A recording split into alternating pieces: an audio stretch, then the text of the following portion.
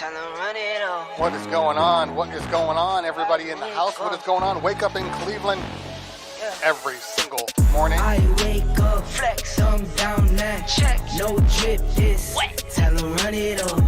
No sleep, no rest. Might crash, might wreck, but first I stretch. Tell 'em run it up. I wake up, flex, thumb down now. Check, no drip, this wet. Tell 'em run it up. I wake up, flex, thumb down now. Check, no drip, this wet. Tell 'em run it up. What is going on? What is going on? Wake up in Cleveland. Not bright enough. Wake up in Cleveland on this fine. I think that's a little better. Fine Thursday morning. Thank you guys for hanging out today. Afternoon for some people. Mid-morning for people on the West Coast. Thanks for hanging out today. We are going to fly through. We're going to fly through Tech Thursday today because I do want to end. You know, I always say this. Maybe one day it'll actually be true, but I'd like to end at a reasonable hour. And I'm working on it. It's neither here nor there, but it is coming.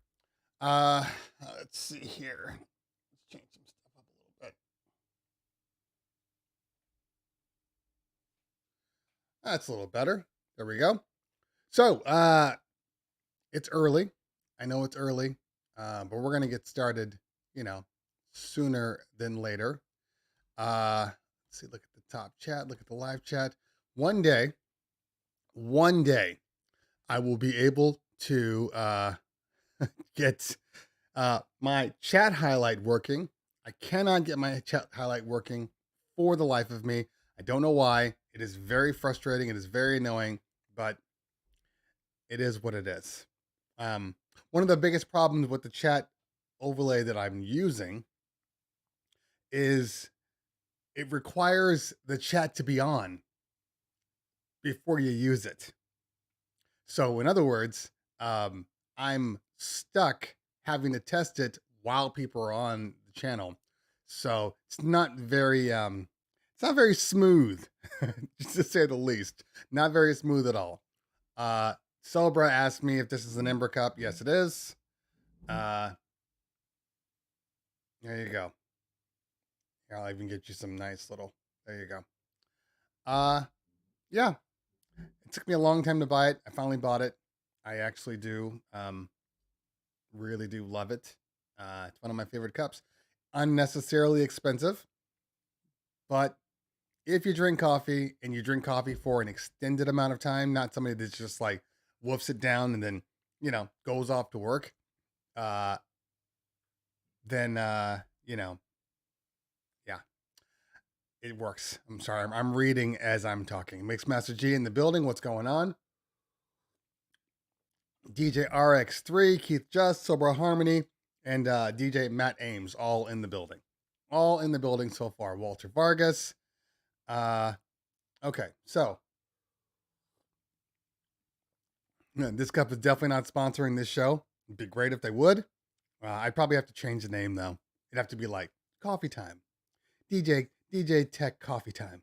It'd have to be something like that. Let's get this thing to a level that I like. Okay, so first question of the day, starting off bright and early, and I'll probably have to go grab my laptop if I need to do some research. First question says, currently have a Denon SC6000M, which is the mobile, not the mobile, but the moving platters. I love it. I use it with the Rain 70. I love that it allows me to use the roll function on my 70 for stems and still use the actual roll feature on the SC6000. I want to get another one. Should I wait on a new release? I mean, I have not heard of any new SC coming out. I mean, in reality, they kind of just came out, the SC6000s. I know it feels like forever, but I mean, they came out in what, 2020, 6000s. But because of the pandemic and the release times, I mean, a lot of people didn't even get them until 21. So, I mean, they're a couple of years old, but if it ain't broke, if it ain't broke. Uh, let's see here. Benny Maldonado finally get to catch a live session. Hey, thanks for hanging out today. Thanks for hanging out. I appreciate everybody that hangs out. This is a good show for me. I like doing this show every Thursday. It keeps me going, keeps me moving. Um, you know, keeps me having a focus. Philip Tan in the building. What is going on? Okay. Serge from Berlin. Thanks for hanging out today. Okay. Amiv says, I have a Pioneer S11 mixer running Windows 11 PC and use Serato DJ Pro with the newest update. Left channel in Serato has some sort of feedback or interference, kept redlining and poor sound quality. That sounds like a driver issue. Um, I mean, somebody else came last week and said the same thing about a Pioneer product and a Windows computer. I don't use Windows too often, so I can't really begin to assume anything. But what you're describing sounds like a corrupt driver, um, or it could be, something going on with the Serato's update. When you roll it back to a previous version, are you finding the same issue? Is it only on the newest version, and when did it start? Has it always been there, or did it start after a certain point in time? So if it started at a certain point in time, would have to assume that some sort of update caused the issue.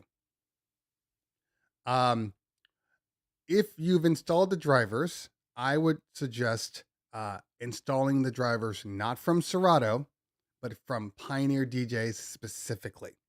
Go to their website, download and install their drivers. There have been many cases of situations where the Serato driver, the automatic driver that pops up, has corrupted. So there's a lot of little things up. A lot of little things. Okay. Chris in the mix. Greetings.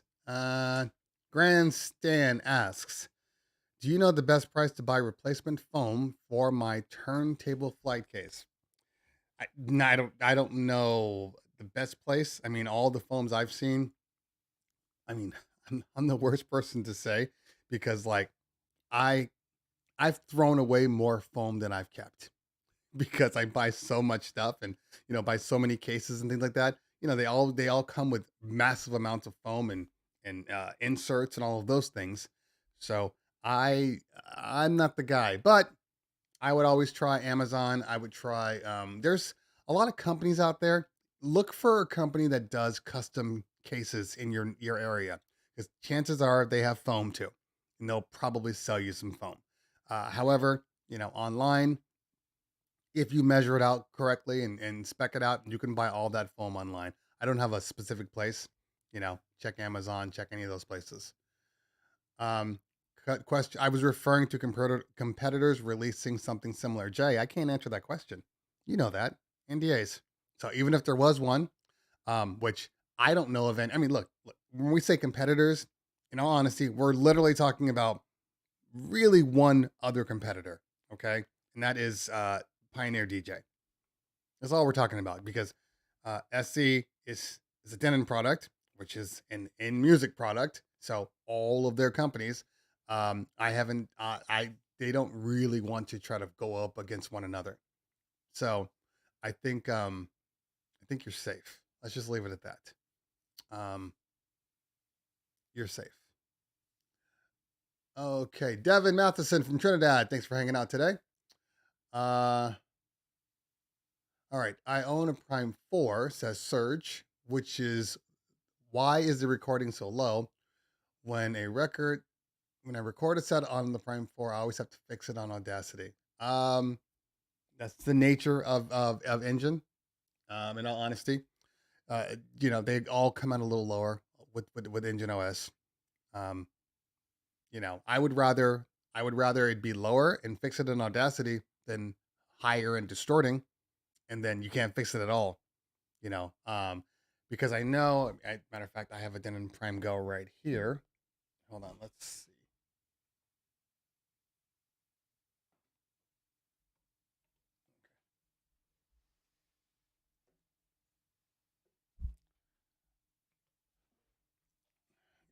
coffee.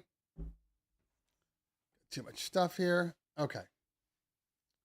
All right. So, recording.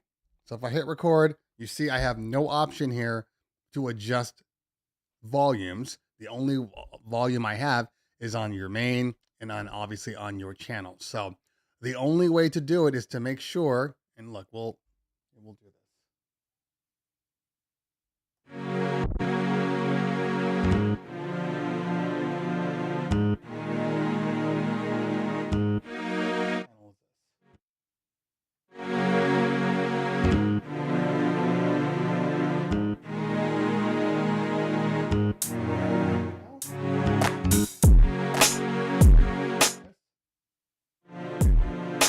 So,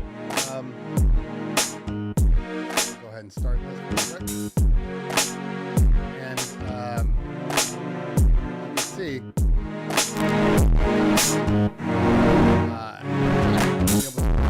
just the only option you have.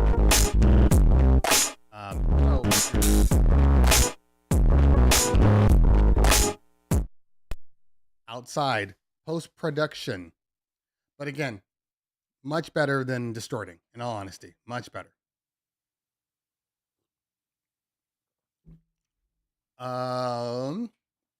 Lorenzo says, awesome demo on the Jetpack glide system.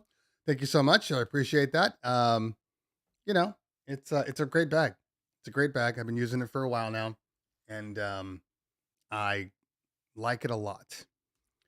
You know, it's just one of those things where the bag I was using, which was like kind of a makeshift bag, it didn't have half the features that I wanted.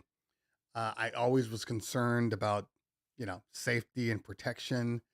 And it's the same thing with even with some of the other soft cases. None of them had wheels. So that was a really big deal for me because I wanted to be able to, you know, roll my bag. The Rev 7 isn't the lightest controller to begin with. And so I would have to carry it or throw it up on my, you know, on my my dolly stand, whatever the hell, the rock and roller. So this is a really nice feature, you know.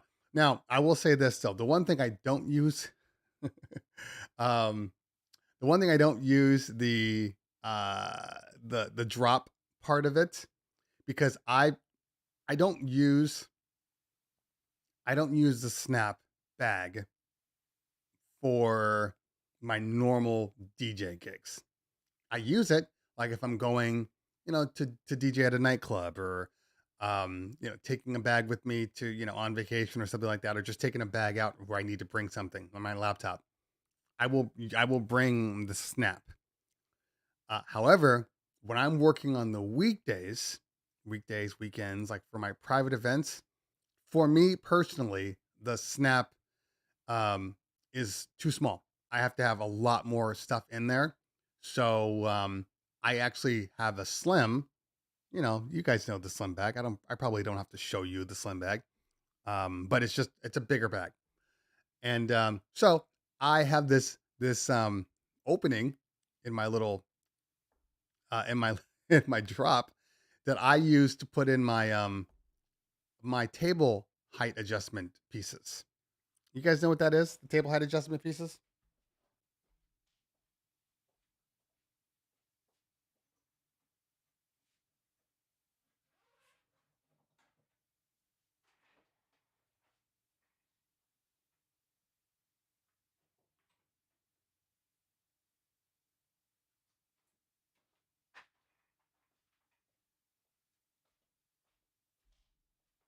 Okay. So, these guys right here are tabletop adjustments. Like so. So imagine the normal, you know, hotel tables that sometimes they send you, you know, sometimes you can't use your stuff. So they go, oh, we have a table ready set up for you. Then you put these guys underneath the legs. You see the little hole right here? And then you have 4 of them. It raises your table up. What is this? 1.5 feet? Up to a better size. Love these guys. Love them. So I keep these in my bag because you never know when you're going to need them. What if you're DJing like a little, you know, park thing or whatever, and they have a table for you? It's just easier. Okay. Danny Ill in New Zealand. What is going on? Kia Ora. That's a dope name. Okay. B Fields. Hey Terry, did he give you the new gear? Did he give you the new gear? Did who give me the new gear? State Farm Jake, how much stuff do you have in road cases to maybe a soft case when doing? Hold on, how much stuff do you have in road cases to maybe a soft case when doing gigs? I prefer, and I'm having a little trouble understanding that question, but I prefer soft bags. I just do. I have tons of hard cases. I have 3 empty Odyssey and Pro X cases just sitting in my garage. I don't use them anymore. So I put one Denon 1000 in there.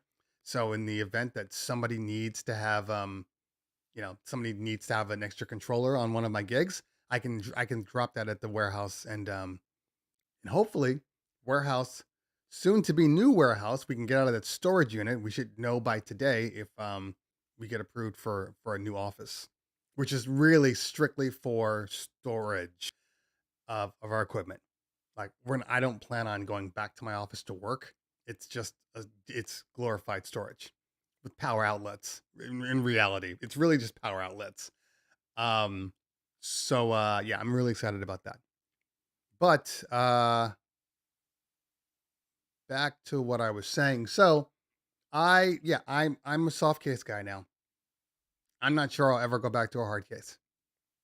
Ever. Yeah. Only hard cases would be for my turntable flight cases. The table extenders can be found pretty much everywhere. Amazon has them. They're really, really convenient. And they come in different sizes.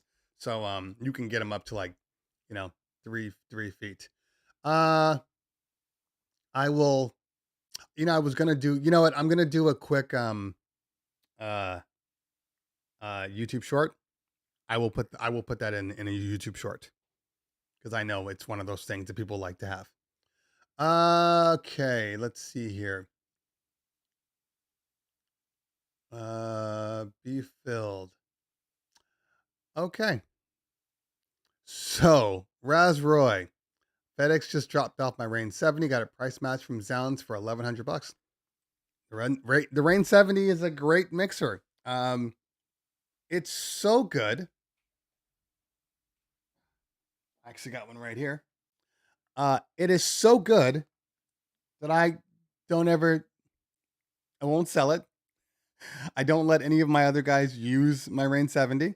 They can use an S9. And I barely use it. Now, I know what you're saying. Well, if you barely use it, how can it be good? It is so good that I don't want to get rid of it. I have an S11, but I still love that Rain 70, if that makes any sense.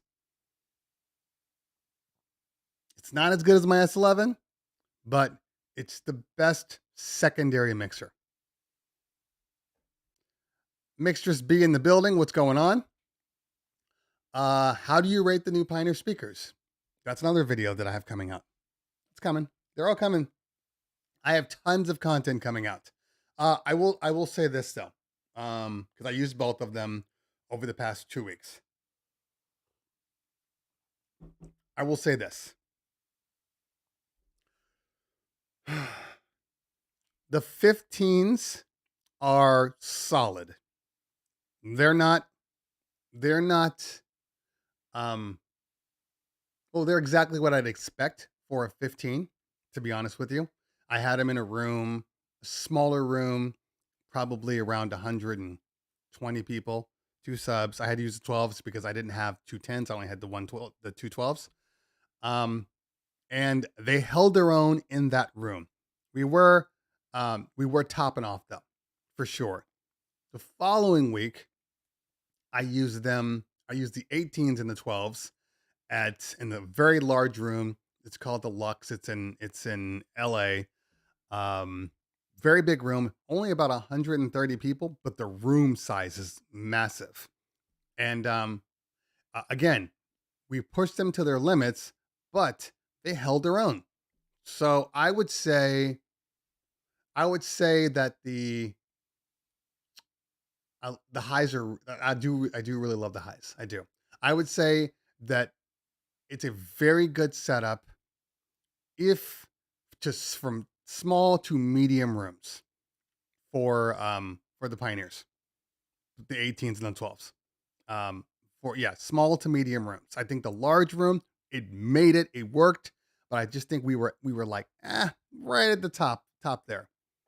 Um, so everybody that's asking me about gear that has not been released yet, can't answer. Just so you guys know, I'm just throwing that out there. So if there's never been talk about a certain device, I can't I can't acknowledge it. You're going to hear me say I don't know. Even if I do know, I'm going to say I don't know. Now, if I absolutely don't know, if I absolutely you know what? It's all just we have to be careful about how we say things online.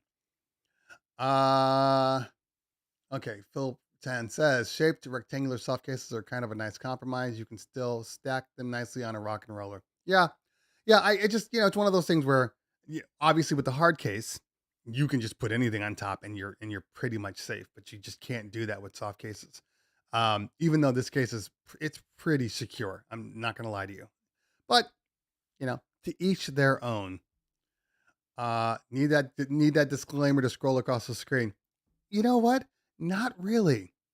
I mean, I think at this point in time, if you guys, if people know me and they know my shows and they watch my stuff, there's a reason that I get pre-release gear, and I can talk about it because I have NDAs. That's why. Without an NDA, I'm not doing any of this stuff. You know, sure, I can be more like Nick and I can talk about stuff that that has been leaked because he has no NDAs. Fair enough. More power to him. But you know, that's not me. That's not me. For better or for worse. And I honestly believe no matter how convenient it is for somebody like a Nick to be able to talk about gear and get tons of views because it's all speculation and he can get up there and do his thing. It's great for Nick, and it's really helped him out, but I think everybody has things for a reason, and this one works for me. Yeah, every so often I'm like, oh damn it, Nick, you released that video, and damn it, now it's gonna mess with mine. The good news is a lot of times, uh, his information sometimes very very factual, sometimes 100% speculation. So the hardest part for me is just sitting there and not being able to say anything. Yeah. Hey, Walter. Yeah, not gonna happen. Not gonna happen. So, um, anyway, Benny Maldonado says, I'm looking to get a new controller, waiting for Nam to actually make a decision, but I'm so impatient. I would say that for anybody waiting for new gear, thinking about upgrading their gear, 100% should wait until Nam. 100%. If you don't need the gear right now, oh damn it, my 1000 just broke. I need a new 1000 right now. If you don't need it, do not buy it. Specifically, controllers.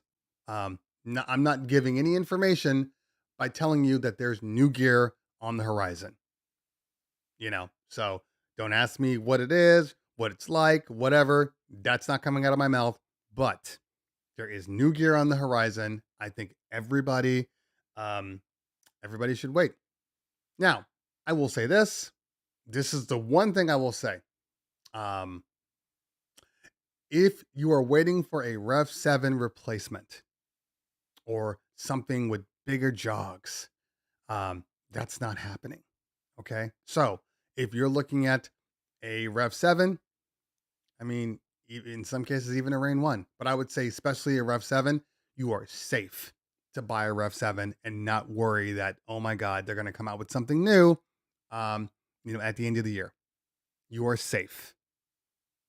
That is the most I can say. And the reason why I can say that is because even, people from Pioneer have said this very same thing on forums. So that was kind of like my cue. That's it. Um, Pablo. Every time Pablo comes on, he just dropping jokes. Um, okay. State Farm Jake. Apple just sent a text. It's time to stand up. Use that table and let's do half the show from standing position. Ah, that's funny. Um, I can't yet. So because there's a couple of things.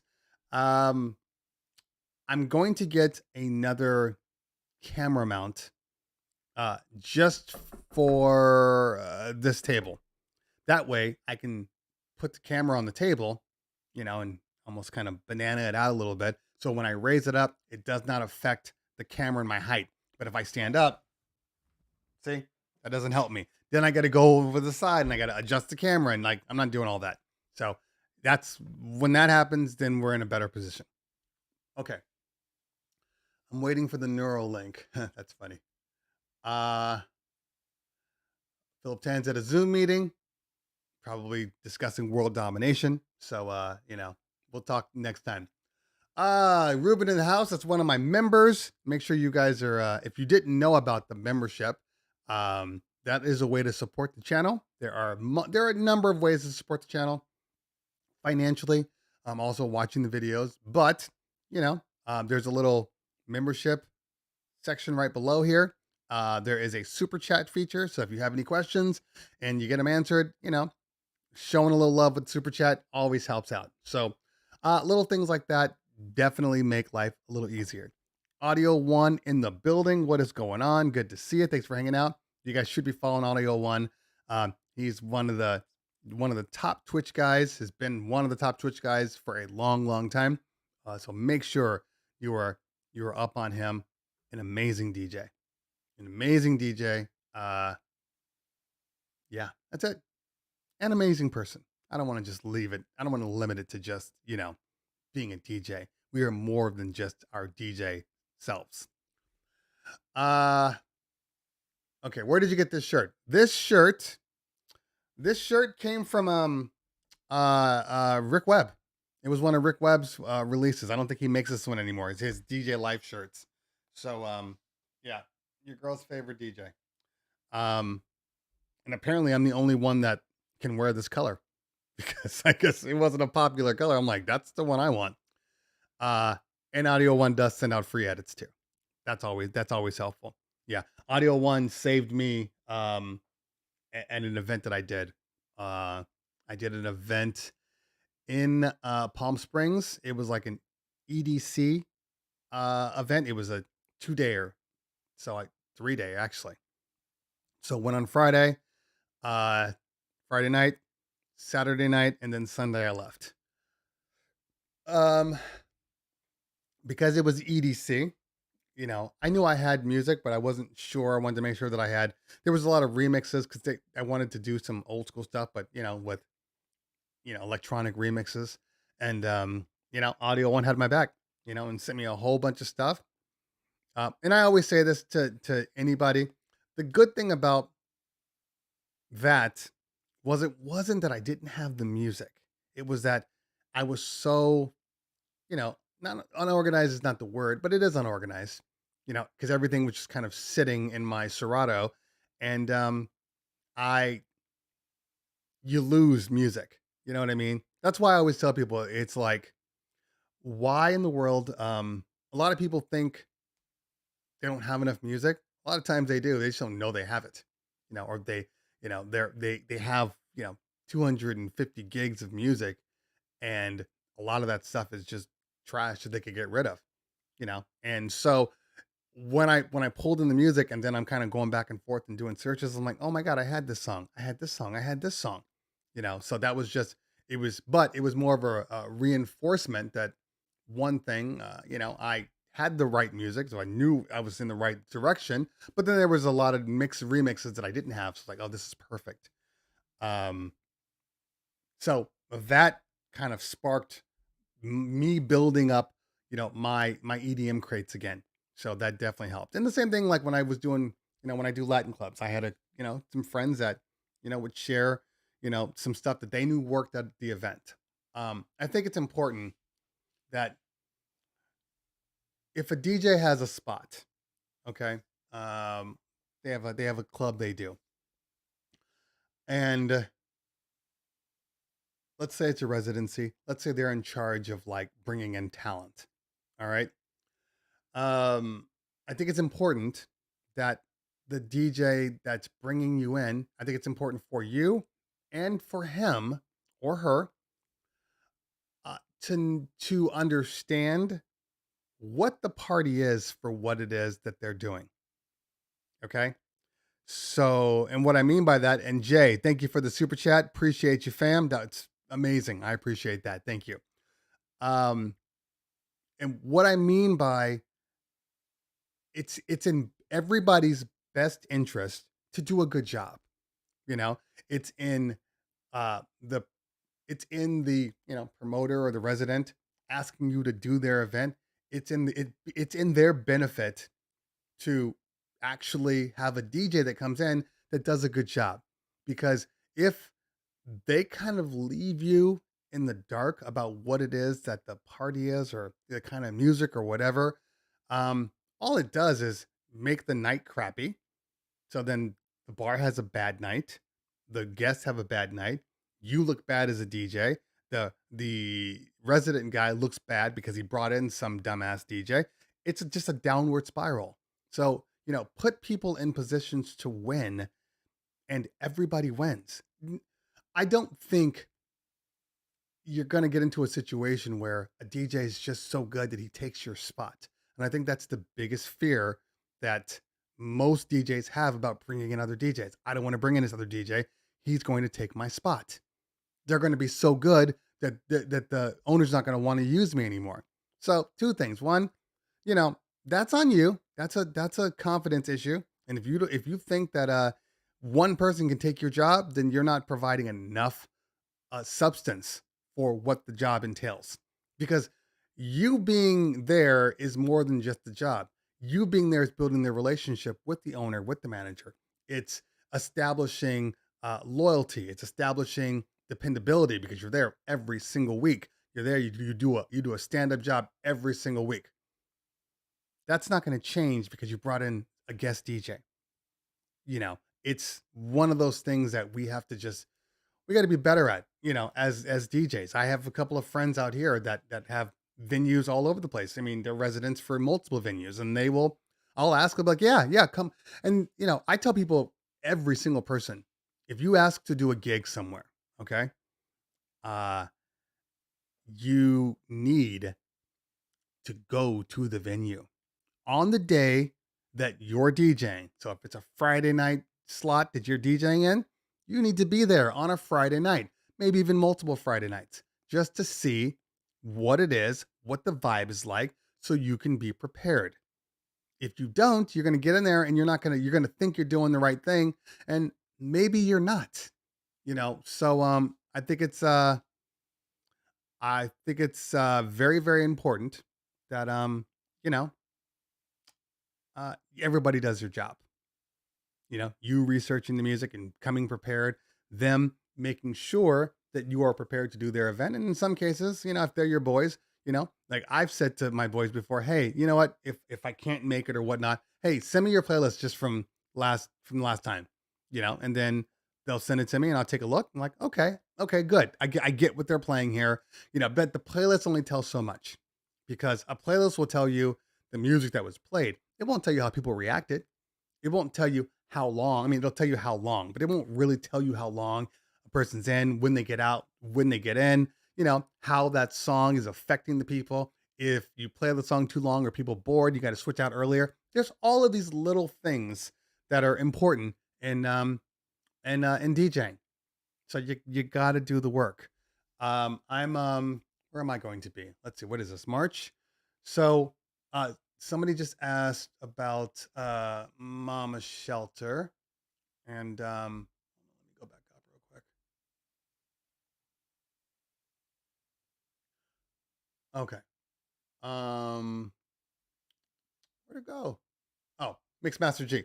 How was the gig at Mama Shelter in LA? Ever considered to cross the road to Scum and Villainy Cantina on Hollywood Boulevard?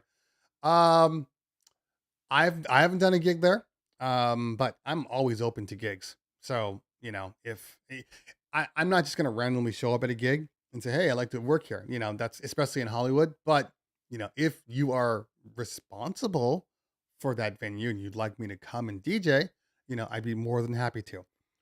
Mama Shelter was good. Um, it was raining, so it kind of created a problem. We had to go downstairs and DJ from there, and that's always different.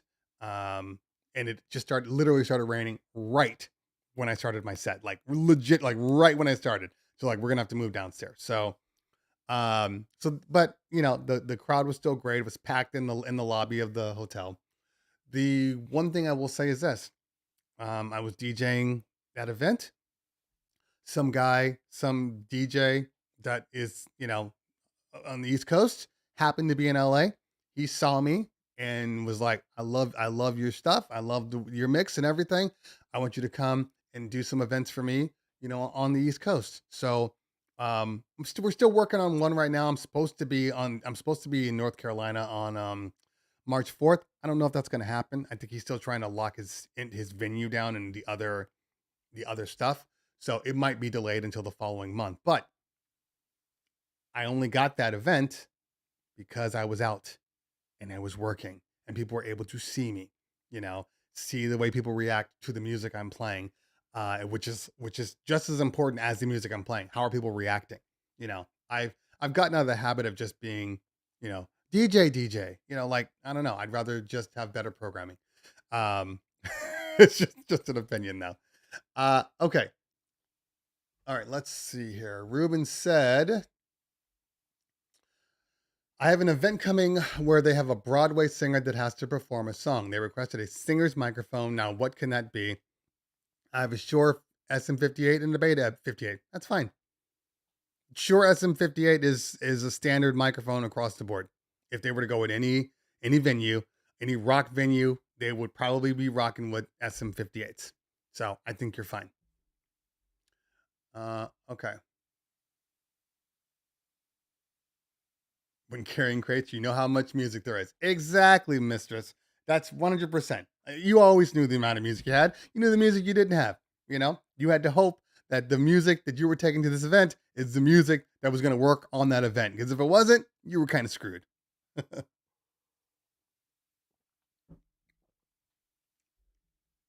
uh, okay, Walter Vargas, I have no recommending. Oh, okay. I have no problem. That was a short thing. Recommending other DJs to clients if I'm booked that day. There's plenty of work for all of us. Yeah. So if this is like a mobile event, like a private event, first off, I try to make it a point not to have to say no to people. So I keep building. That's why we can do up to 12 events on a Saturday night because of that. Um, but I have referred a couple of people on occasion. Um, just because there's some people out there that I'm like, I'm not referring you, not because you're not good or bad, but I don't like you. So I'm not referring people I don't like. What about this person? I don't know anything about them. So I will refer people um, that I know are down with me. That's just it. Just down with me. Call it selfish. Call it just pres- pres- preservation. But yeah, I'm not sending them to anybody that I don't like or that doesn't like me. Will you be doing a review on the KRK Go? I don't think so. They have not contacted me, and I don't really have a need to review it. Um, but you never know. You never know. Uh, Mixed messaging. Getting booked is networking, going out there. Be a guest before the resident DJ. Exactly. Exactly. I make it a point now. I go out, which is weird because I I should have done this earlier, but this is the time. I think a lot of people are always like, "Well, if I had done this when I was younger, if I did this when I was a kid, if I'd done this when if I." The fact is, you didn't. The fact is, you're doing it now. So just embrace the now and do what you need to do.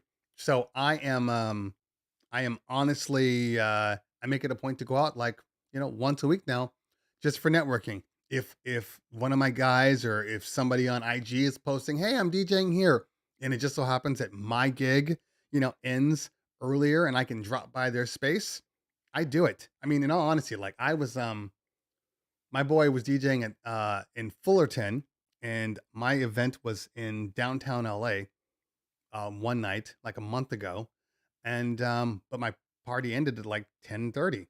So I was just like, I'm just gonna drive over there. So I drove over there and supported my guy. That's what you do. And in turn, by supporting my guy and showing up, I got booked to do that spot April 1st. So it's a win-win. Um, I was DJing another event just recently, and DJ Neva from the Road Podcast was DJing in Westlake Village, which is like right around the corner from me, okay, from my actual house. And so I got done with my party at about 11 o'clock, 11:30. I had my son with me on that event, so I dropped him off, and then I drove to Westlake, was there, saw everybody there, saw Neva DJ. I got a gig for April 22nd just by showing up. You see what I'm saying here? Now, I'm a popular figure. I understand that. So there's also that little part that obviously helps me, but doesn't change the fact that had I not gone, I wouldn't have gotten booked. That would not have changed. You get what I'm saying? So for all you DJs out there that want to do this kind of stuff, no matter how long you've been DJing or how long you have been DJing, or your age or whatever, if you want to do it, get out there and do it. It's the only way to make anything happen is by getting out and doing it. Yeah, mixed master G, it happens. It's not really a big deal. Like, I'm over it. It was, look, the bottom line here is it was a cold night anyway. Born G was to regulate. I'm making jokes for my own, it had nothing to do with you guys. I will end up doing a summer night, and then it'll be a whole different world again, because it just so happens that my luck kind of falls into that thing. So yeah, my guy KG, we're boys. We go way back, way back. So all I have to do is tell him, "Hey man, I need a summer one," and it won't even be a thought, you know. So now the trick is just making sure I'm in town. I'm just traveling around, like my flight game right now is starting to become a thing. I don't know in North Carolina. Somebody asked where in North Carolina. I have no idea. I'm still waiting on the booking. If it doesn't book, I have 2 gigs out here that I have to do. So it's not a big deal either way for this particular one. Then let's see here. Okay, so April. So we're in February right now. So I'm not doing anything travel wise. Oh, I'm sorry, I am. Well, I will be at Mex next week. I'm driving. It's Vegas. So I will be at Mobile Entertainment Expo next week. I am DJing at Lucky Day Snapback on Wednesday night. If anybody's asking me why I'm not DJing at the expo, nobody, I don't want to say nobody asked, but I'm not into the, asking to do things. If somebody wants me to do it, ask me, but I'm just not into, it's just the thing. Call me petty, but I don't like to beg for things. So I just threw it out there. I am in Vegas, anybody got any spots for me? And then like that, I had answers. So it's much better. So I will go to the closing night show for a little while, but then I'm going to Lucky Day to DJ there. Uh, should be a good time. Anyway, but that's a whole other story, like a whole other story, which I'm not going to get into right now. Um, okay, let's see. Where are you getting the caps? We had these caps made. These are Check 1 2 caps. My company. So yeah, these caps were made. Haven't made any in a while. We will be, but we haven't made them. But yeah, these are all professionally made.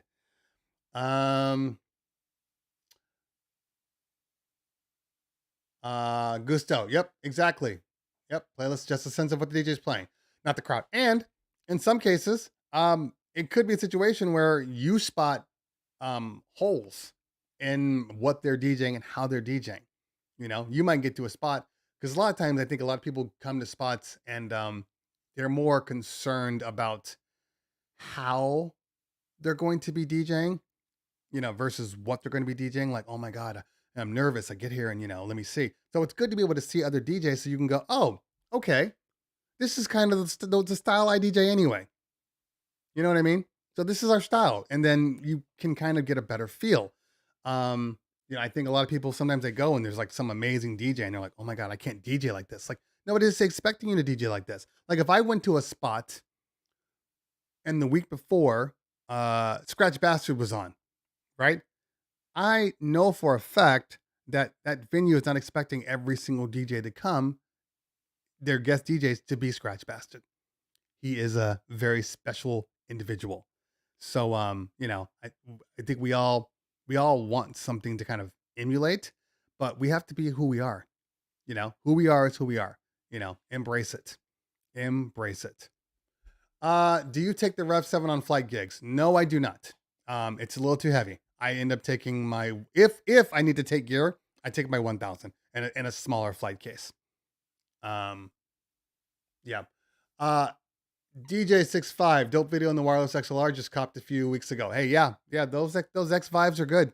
I love them. I have a couple of pair, and you know, I know that some people, I know that they don't work for some people because definitely a frequency issue of where you are and how congested the area is, the airspace. But for me, they've been like perfect. As a matter of fact, I ended up losing a pair, and I bought a new pair like that. You know, even though the first one was given to me because I'm just like I use them all the time. Any chance I get, I use them.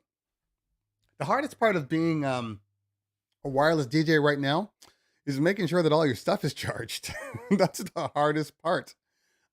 Because I have, you know, the wireless XLRs. I don't use the wireless XLRs for like the actual parties. I use them for like the cocktail speaker. And if there's a extended speaker somewhere else, I will use that.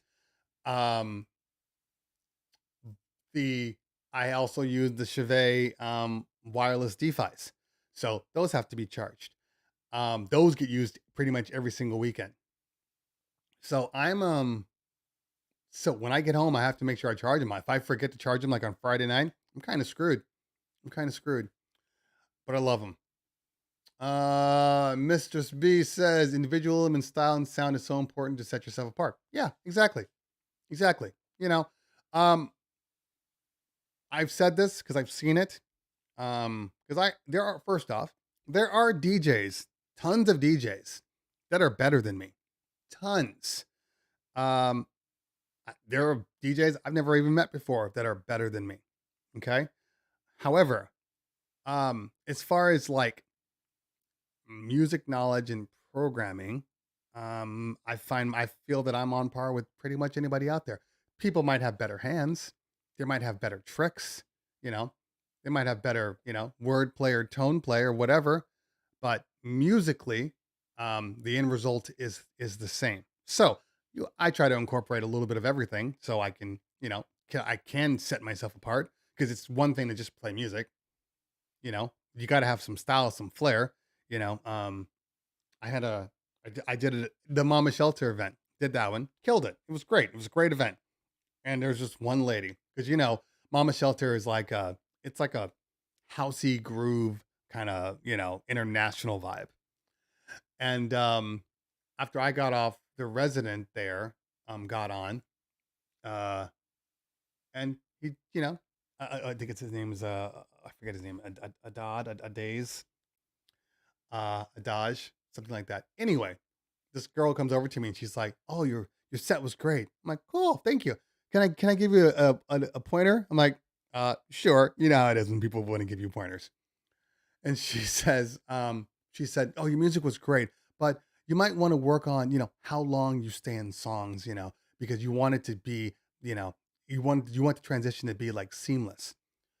What she was really saying was, um, she wants a mix that doesn't really change. The vibe is just the same the entire time. And there's tons of DJs that are like that, especially if you're doing like deep house and all that stuff. The music just it's all about it's just almost about energy. It's not really about the music. And they just get on there because the other guy came on and that's exactly what he did. And I'm sitting there going, "That's great. Thank you." But in my mind I'm going, "I can't DJ this way." Not because I can't DJ this way, but I'd be bored out of my mind. That is not the style of DJing that I do ever. I stay in songs for as long as I can, then I got to get out. I got to get out. I can't, and one of the things for me, when DJing, I think it's important that, you do throw monkey wrenches into the mix.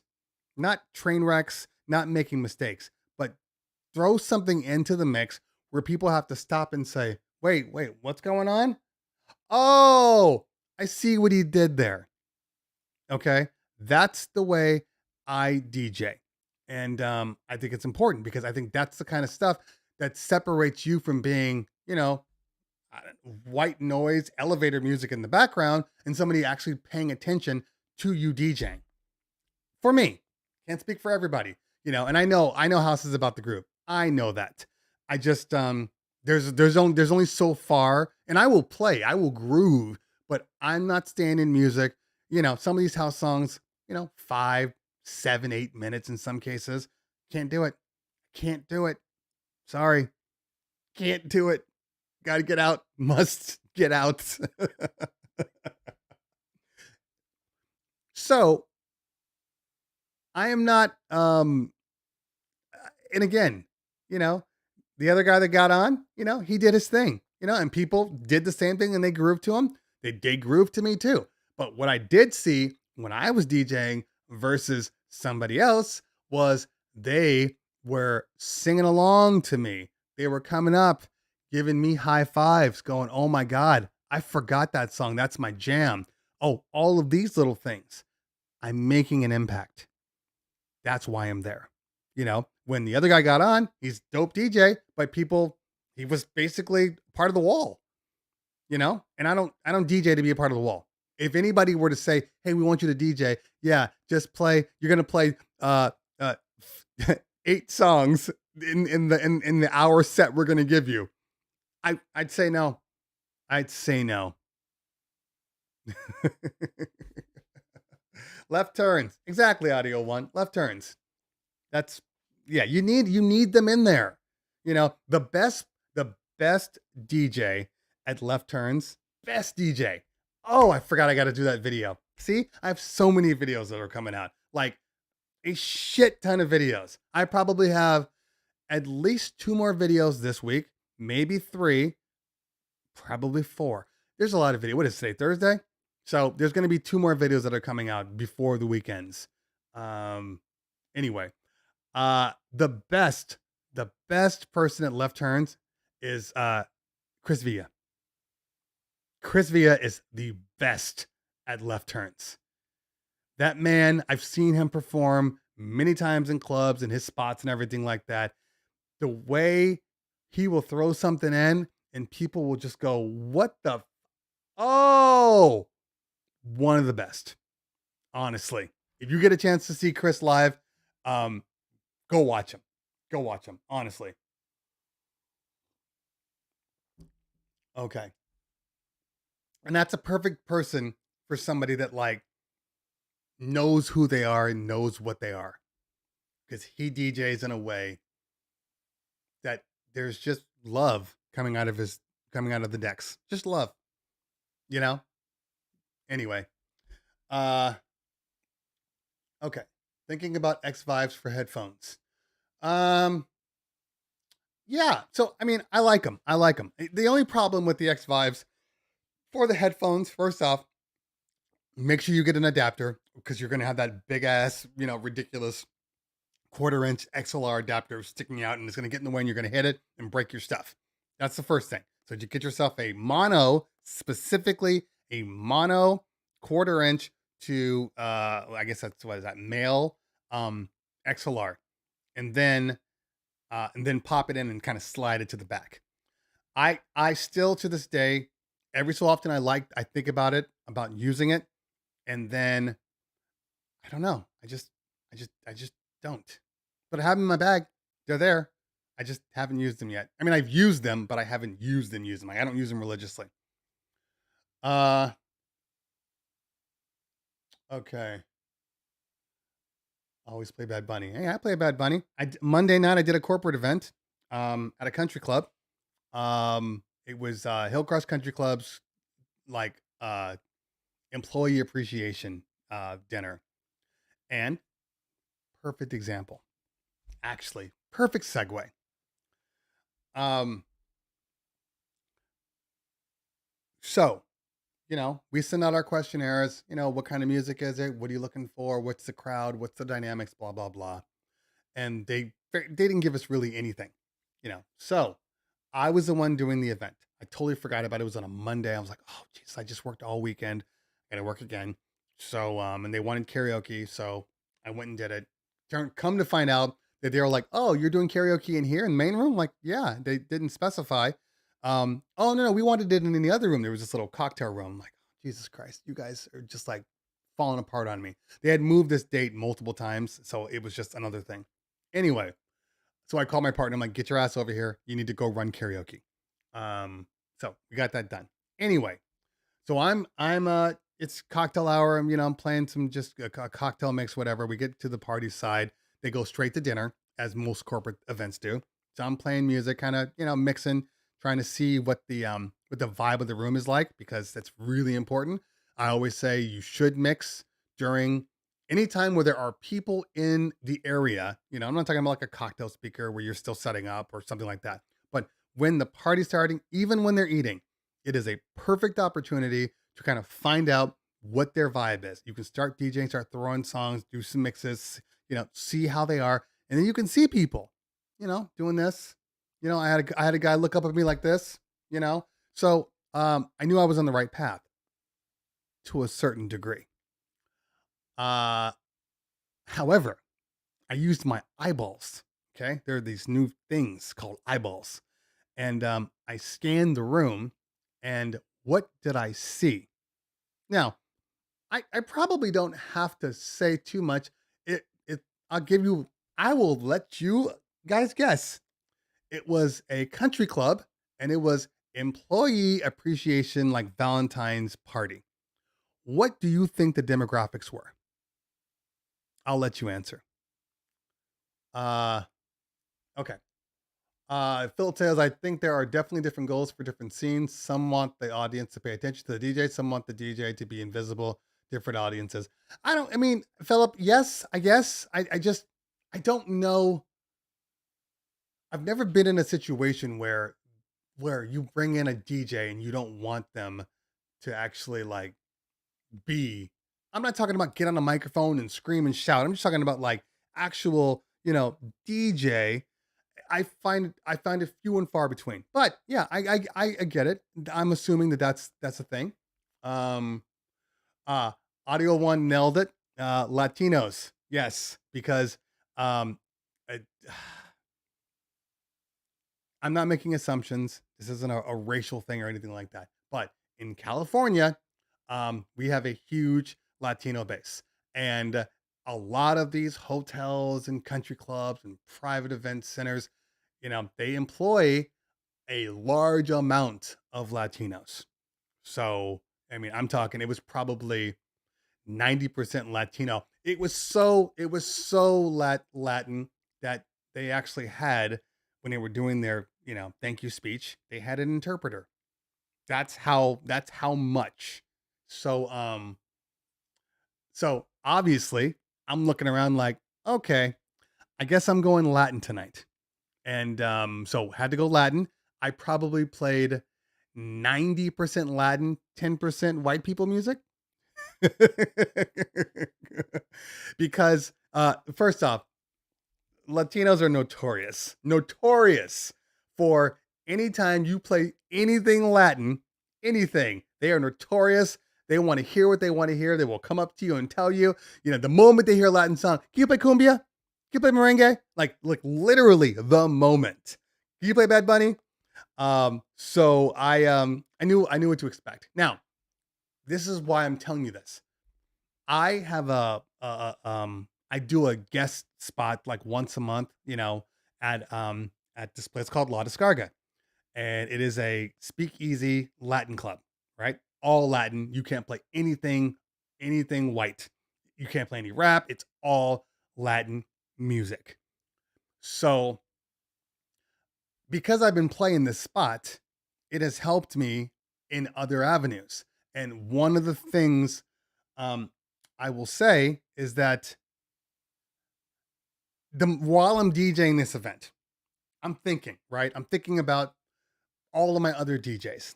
And I'm thinking, which is one of my biggest fears, you send a DJ to go do an event. I'm thinking, who could have done this? Which one of my other DJs could have done this? And so that is a thing, being well versed, because they just booked us. They didn't tell us, they didn't specify. So somebody would have assumed, and you come out there, you start playing, just standard pop and standard old school, and these people are like, I want nothing to do with you. And then they're not on the dance floor, they're not dancing, it is what it is. But because I'm versed in all of this music, I was able to do it. Now here's the funny thing. So I started off with Latin music, and people just didn't want to get up, right? And so I started off, I think I played like maybe a half hour of Latin music, and I had to jump around to kind of figure out, what they were listening to. Some people got up, but it was a little slow. It's always slow at corporate events, no matter what it is. So then I said, screw it. And then I moved over to, more pop, some old school funk, that kind of stuff. Got people on the dance floor, so I'm in there for a minute. The manager comes over and he's like, hey, so I'm getting some requests from the ladies, that you play some Latin music. I looked at him. I'm like, bro, I just played a half hour Latin music and nobody got up. He goes, oh no, I saw it. It's exactly what I told her. You guys didn't get up, so he's playing this. He will come back around. Relax. But, Latinos don't know how to relax. But I did go back, and I did play Bad Bunny, and I did play, Carol G's, and I played the Celia Cruz's and some Ricky Martin and some Suavemente, and played everything. And it was a good party, but it was 3.5 hours of pretty much Latin music. And I know for a fact that a lot of people out there could not play that much Latin music.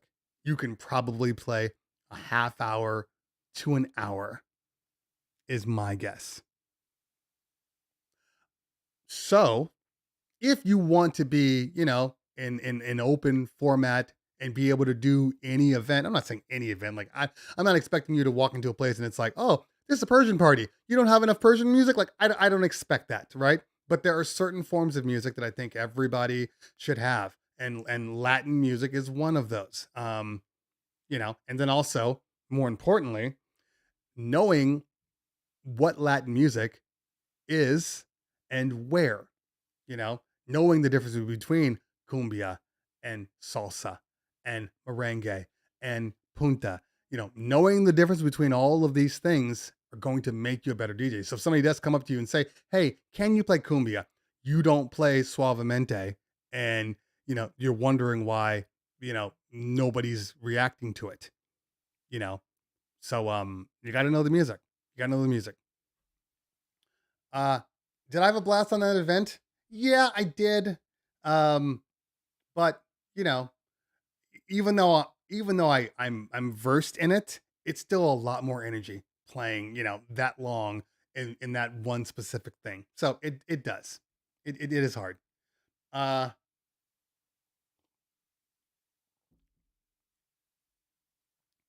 okay, let's see here. Cumbia Mente.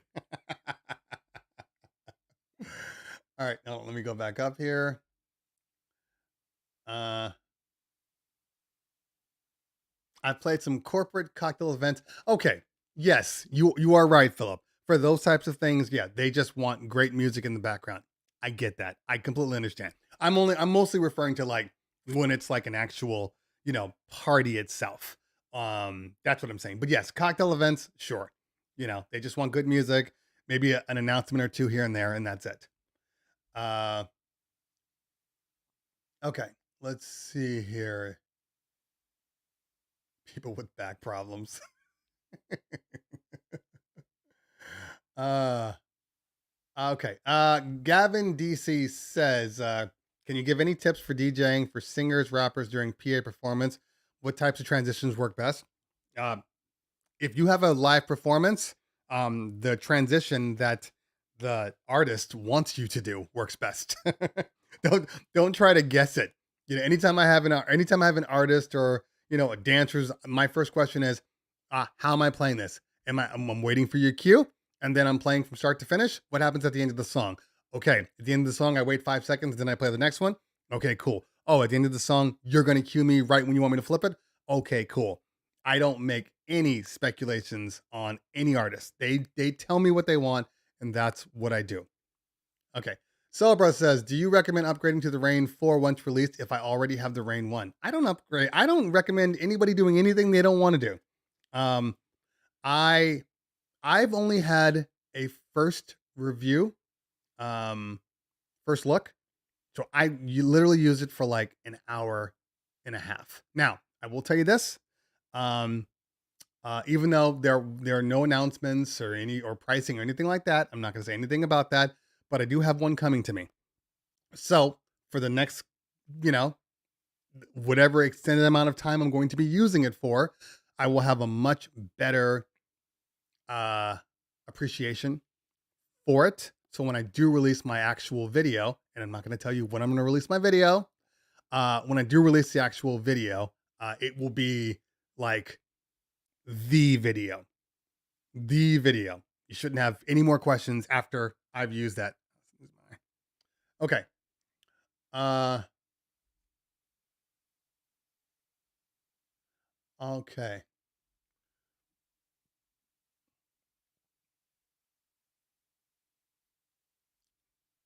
All right, let's see here.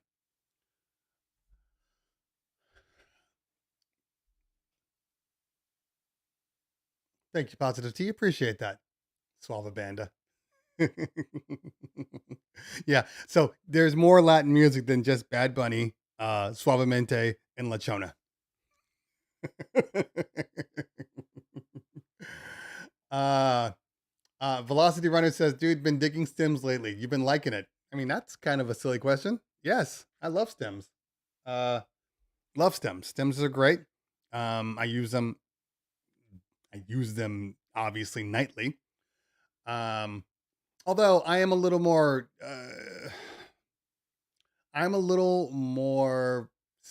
uh, selective on when I use my stems. You know, because they don't work for everything, and they shouldn't be applied to everything.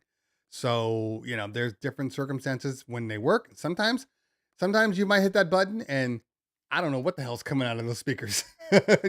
Like all of a sudden the stereo field is jacked up and everything's real wide, and it's like, what the hell just happened?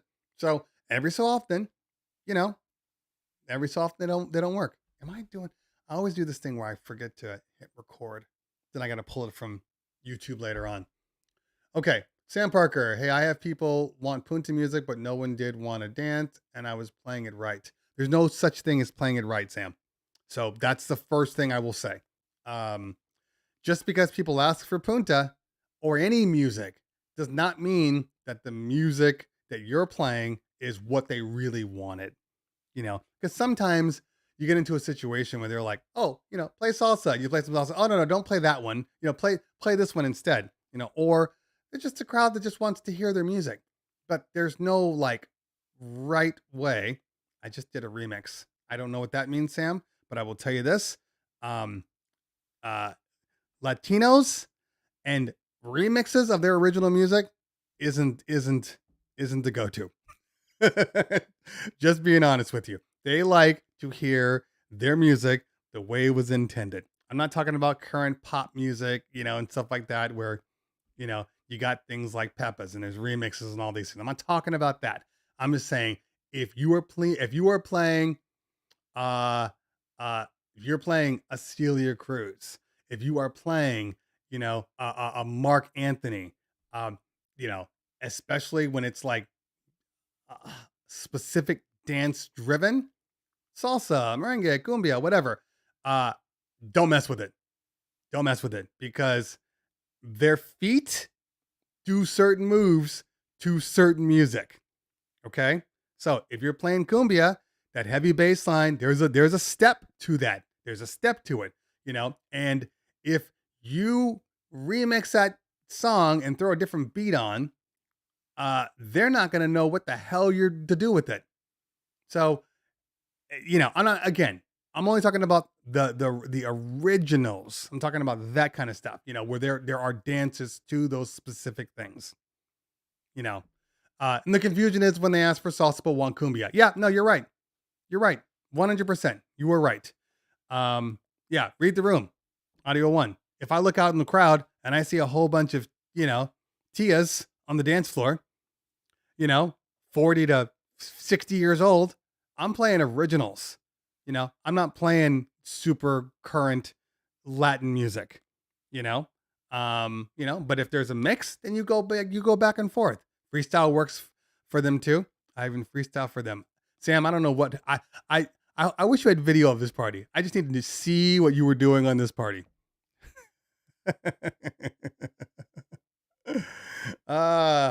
Okay. All right, let's see here.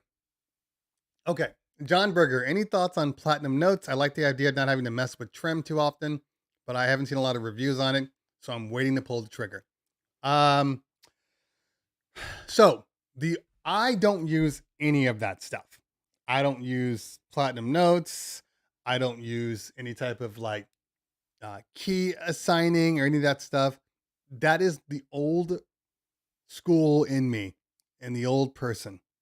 Okay. That is me. That's like, I use my ears.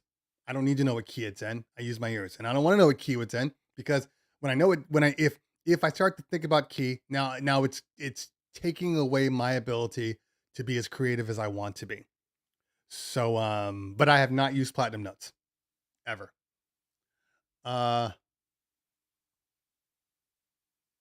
Yeah. So, yeah. So Keith, that's the difference between West Coast Latinos and East Coast. Yeah, I agree. I agree. J Tech in the building. What's going on? DJ Dell says, I use Google Forms to have clients answer some questions I may have before a gig. Do you recommend another platform or program? I use an entire CMS system, which is a customer management system. So I'm using a program or an app called ShootQ. It was actually built for photographers, and then I took it in house and changed it up for me so it works for me. We've been using that thing for the past like I don't know 10, 12 years, and we still use it because I have yet to find any application for my needs that do what I wanted to do. Chances are I will have somebody build a platform for me, and I will put that out to DJs before I leave anywhere else. In all honesty. Um, Chi-Town DJ, thoughts on the Merciless Endless Tease by Rain on the Four? No, I don't. Look, it's coming out. It's coming out sooner than later. That's what I will say to you. Um, I will be testing the four for the next few weeks, and I will tell you this: Um, from what I used, from how I used it, it's a great board. It's a great board, you know. And I know there's there's other stuff on the horizon, and it's still a great board. I think it stacks up well. But we'll see. We'll see what happens. You know, that's why I tell everybody wait until NAM. Don't make any purchases until NAM. You, I think the world will reveal itself by NAM. Okay. Shoot. Oh, Nathan, don't even worry about it. Honestly, it's not a program that people just get into. You know, I'm a tech nerd guru. I had to rewrite that thing from basic scratch. It's a photographer thing, but I would not recommend anybody just go and use it. There's so much custom. This we're talking 10 years of custom scripts and custom automation and stuff like that. You don't want that. I know a lot of people use things like Honeybook and things like that. The reason why I don't like Honeybook is because it's uh Honeybook is it's very good for the consumer, but bad for the business, in my opinion. In my opinion. Okay. Am I going to Expo this year? Yes, I am going to Expo. So back to my traveling. So I may be traveling on March 4th. But I will be at next week. March 4th. I might be in North Carolina. Maybe. If not, I will be doing my events here. Um, let's see here. That's April. So March, that's that. April. I will be here for NAM. I'll be in Vegas April 15th for a gig. So what is that, right after NAM? Yeah. So right after NAM, I'm gonna get into my car and drive to Vegas. So that's that. Uh May is just a shit ton of bar mitzvahs. June, I'm gonna be in Seattle for a wedding at the end of June. I'm gonna be in Florida um mid July. I'm going to be in Washington. Washington? No, Montana. I'm going to be in Montana uh first week of August. I'm going to be at the DJ Expo um the following week. Lot a lot more traveling than ever, in all honesty. Like a lot of travel. But not complaining. We are actually doing a lot of travel weddings. We're going to be in Orlando, Benny. A lot of traveling weddings, which is great because they pay well, and it's a good time to just kind of get out and see other places. You know, hopefully I can book a gig or two while I'm in Seattle. I doubt there's anything in Montana. In all honesty, I think we're going to be the highlight of that one. How much is Mex? I might drive out that day. Keith, I don't know because I don't pay for tickets. But if you go to their website, is all that stuff is on there. But I don't know. Yeah. That is the one thing that I won't do. I won't pay for any of those types of things. You know, just like NAM. I mean, everybody wants to get to NAM. NAM actually raised their prices. And they cut out a lot of a lot of things that used to bring your price down. You know, now I think it's still about, I think it's around $200, somewhere around there, for NAM. And yeah, so I just called one of my guys. I'm like, I need a pass, and get it done. Guys, I don't know, man. These things are like a couple of months away. I don't know. Seattle. I have no idea. I'm not even looking ahead that far yet. Why? You in Seattle? You got a club for me? I know there's that. I know. And I think I have to go to the Bay Area. There is a club in the Bay Area that I keep meaning to get to. Audio One should know. It's the one where all of the DJs they have. It's they bring in all the top tier DJs. It's, the Spidertex and the Eccentrics and all the dope people. Miles Medina has been there plenty of times. I forget what it's called though. I'm sure you know. Okay. Uh, well, it's not all of my itinerary. And I'm not actually giving you dates. I'm just saying around this time.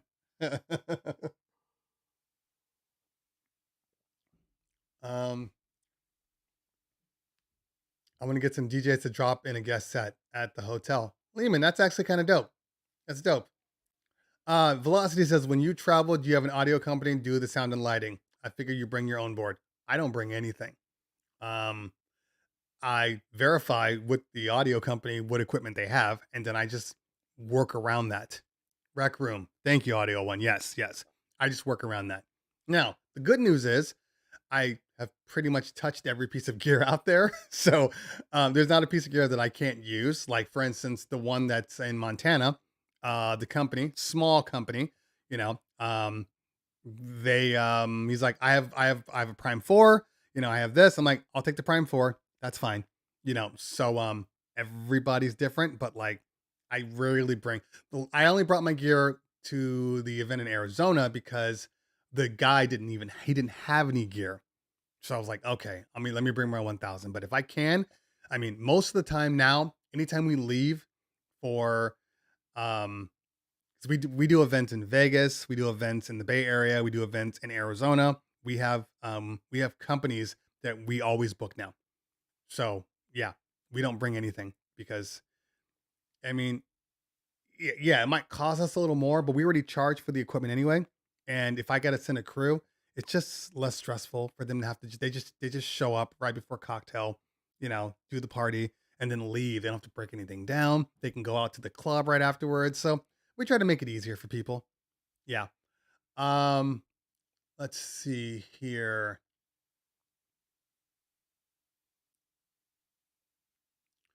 PV, ask any recommendations on these day business insurance. The venue is asking for 1 million liability, 2 million aggregate. That's normal, PV. That's normal. Um, you have a couple of choices with insurance. So you can either uh go out and get a quote from most companies. Most companies do business insurance. And then you pay the premium for the year, and which you should anyway, in all honesty. If you're like a legitimate working every weekend DJ, you really should do that. But in the event that you can't and you can't afford it, or there's only, you're still operating on the low, and just this particular venue is asking you, by the way, which is becoming a normal thing. Most venues, um probably 90% of every venue I work at, asks me for COIs, certificate of insurance, and we have to write them in, a lot of stuff. But um, there are day of insurance companies out there that you can go out and buy exactly what you need, and it'll cost you a few bucks, and you can roll that into your bill. So they're out there. Because ours is for the year. I think we pay. I don't remember. I think it's around $1,600, somewhere around there, 1,600 to maybe even closer to 2 grand for our coverage. Um, it costs money to run a business. That's all I can say. It costs money. Any guest interview in the near future? I don't have anything planned yet. I've been too busy, and I don't want to start up a guest interview, um, and then not be able to continue it. That's my thing. I don't like to do stuff like that. So, because I I want to be able to do, I want to start doing podcasts and incorporating shows like this and the interviews and things like that. Um, so we'll see. That's all I can say is we'll see. Yeah. Okay. Have I answered all the questions? Sometimes, man, I just get in the way and I'm just flying through questions, and then the funniest thing is, so I always go back and I check the video, and I go back and check the video, and I will notice in the chat, like, oh, there's like 6 questions I didn't answer. It drives me nuts. Drives me nuts. Get out of here. Okay. So, oh, see, look, gonna die soon. If time permits, would be cool to see you at least for a minute. Benny, yeah, which one are you going to? I didn't see up there. Um, but I am definitely trying to do more gigs, more club spots when I do travel because I want to maximize what I'm doing, maximize my exposure. Um, yeah, just just do it. That's all it is, guys. That's all it is. All it is literally just pushing forward, doing the best you can, getting out there, meeting people, talking to people, building relationships, having a good product, which is you. Um, and, things typically work themselves out. I do want to say one thing about gigs, specifically about gigs, because I was reading one of my Facebook friends post, and the post said, well, look, they've been kind of wherever they live, whatever for whatever reason, they're having a little trouble like getting bookings, and getting paid, good money. So they ended up kind of retiring from DJing. Walter Vargas, thank you so much for that $10. I appreciate you, man. Thank you. Um, so they ended up retiring for whatever reason. I never try to get into too much people's business, but recently, like yesterday, last night, the person posted and said, I just picked up a new residency at this spot, so you guys can see me here. Now, all the DJs, he has plenty of DJ friends, so they all kind of know. And another DJ whom I know asks a very important question. He says, are you getting paid for this? Or are you doing it for free? And I replied, I'm like, good question. So when I woke up this morning, um, the guy replied and said, no, I'm not charging. Um, I just like to DJ. So if anybody, I'll DJ when I can. But I don't give a price because it's something, I think something like, he was like, actually, I will read exactly what he said. His comeback. Um, he said, I just do it. If I get paid or tipped, I accept it with love. If people want me to DJ for them and I'm available, I will kindly do it. I can't really set a price on what I do because I'm priceless.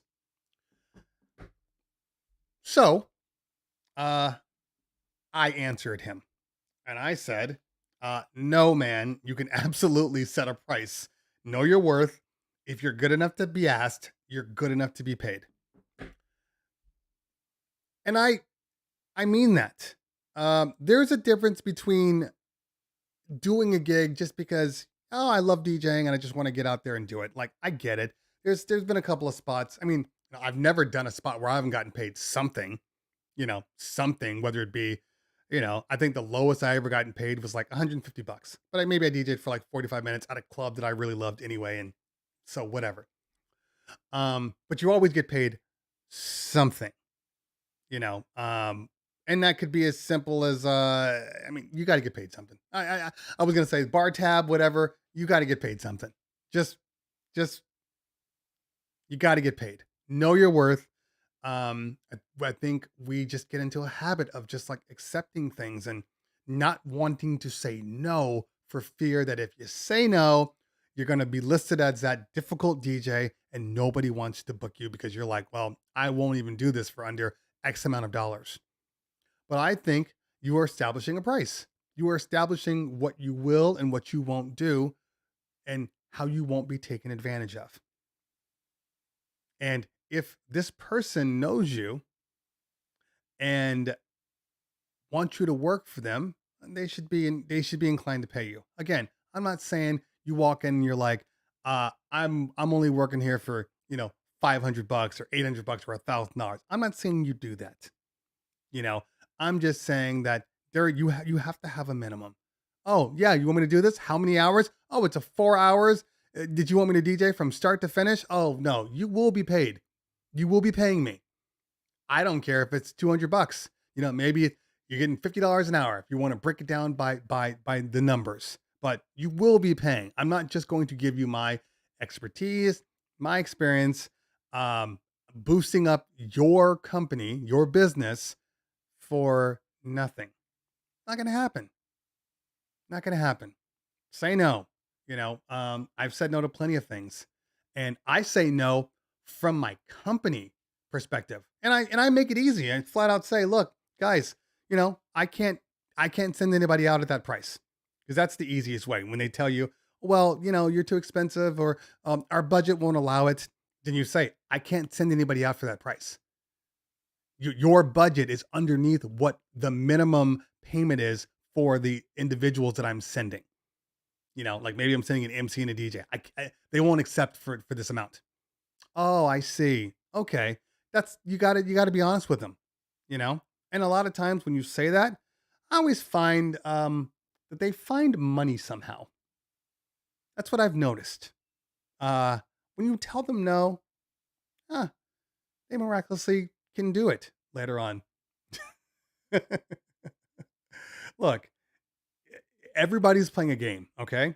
You're playing a game of trying to make sure that the number that you have on your price points is the number that's going to catch, the most flies, okay? Um Maybe you're too high, maybe you're too low. They're playing the price point where they want to pay as little as possible for your services. You meet in the middle, and in some cases, you don't meet at all. They're too cheap, you're too expensive, and that's okay. Look, I'm only speaking from experience, okay? I'm not speaking just giving you lip service so you can kind of take this and fail on it. I'm telling you from experience, because it's exactly what we did. Over time, we came in, we started at a lower price, we built up, and by the time we got out of the pandemic, we raised our prices. Um, we have a two-tier pricing structure now, and it has completely changed our business. Completely. The people that can't afford us now, who complain that we're too expensive, um, if we can't make a deal happen, and I try to make deals happen, especially depending on certain days of the year. If we can't make a deal happen, I have found that our price point has moved us out of the lower tier and into a higher tier of clientele. So it's not wrong. It just works for you or for me. And um, here's the thing: once we moved into the higher clientele, um, even if we do less parties, we still make more money. You get what I'm saying? So there is a point for everybody, and every time you raise your rates, you risk moving out of your target demographic. Okay, but you might move out of that target demographic and then move into another demographic. And maybe that's the one you want to get to. But not everybody can do this. I tell people, like, don't just raise your rates just because to some astronomical figure. You might just put yourself out of a job, but you got to see what's out there. You got to see what the market is. You got to see what the demand is. And what the demand is for your company. You know, is it one of those things where they're just like, we got to have you guys, you guys, you guys? When I get enough people telling me you guys are the most popular game in town, when people are telling me, I've called around to all my friends and everybody recommends you, when I get I asked my friend in Arizona who I should book in LA, and they told me you. And then I asked some people in San Diego and they told me you. And then I asked some people in the area that I'm in and they all told me you. You're winning. And that's when and then when you get enough party planners that are like, you're losing business because people want to spend more money. Just the stupidest thing in the world. But there's a whole batch of clientele that only cares about how much stuff costs. It's so dumb. But it's the same thing with corporate events. Same thing. Same thing. Corporate events. So a company will call you and say, hey, we want to book you guys. If you come in with the rate too low, they won't even look at you. They won't even look at you. You have to come in with some ridiculous figure, and not all corporate, so don't go take this and it's like, Jimmy Bean's bean warehouse, and then you're like, "Oh, what? Your corporate event? Oh, $5,000." Like, don't do that. But I'm just saying, if a company like a Netflix comes calling, if because we've done Netflix events, we've done SoFi Stadium events, we've done plenty of things. Every one of them, the figures need to be higher, or they won't even look at you. Anyway, and Phil and Fi Mobile is exactly right. This is exactly the answer I was just about to get to. Um, they have to spend the money that they're allotted every year. So let's say you're Microsoft or you're Apple, okay? You're Apple. You book an event, you bring in a DJ. Tim Cook says you have a $50,000 budget, okay? So you're bringing in stuff, and then you realize you still got $20,000. You still got $20,000. You can't go back to Tim Cook and say, "I saved you money." They don't care about saving money. They want you to use the money that they budgeted. So you go out, and what happens is that means that, the pricing, they only want the best for everything they do. And the best is usually wrapped around cost.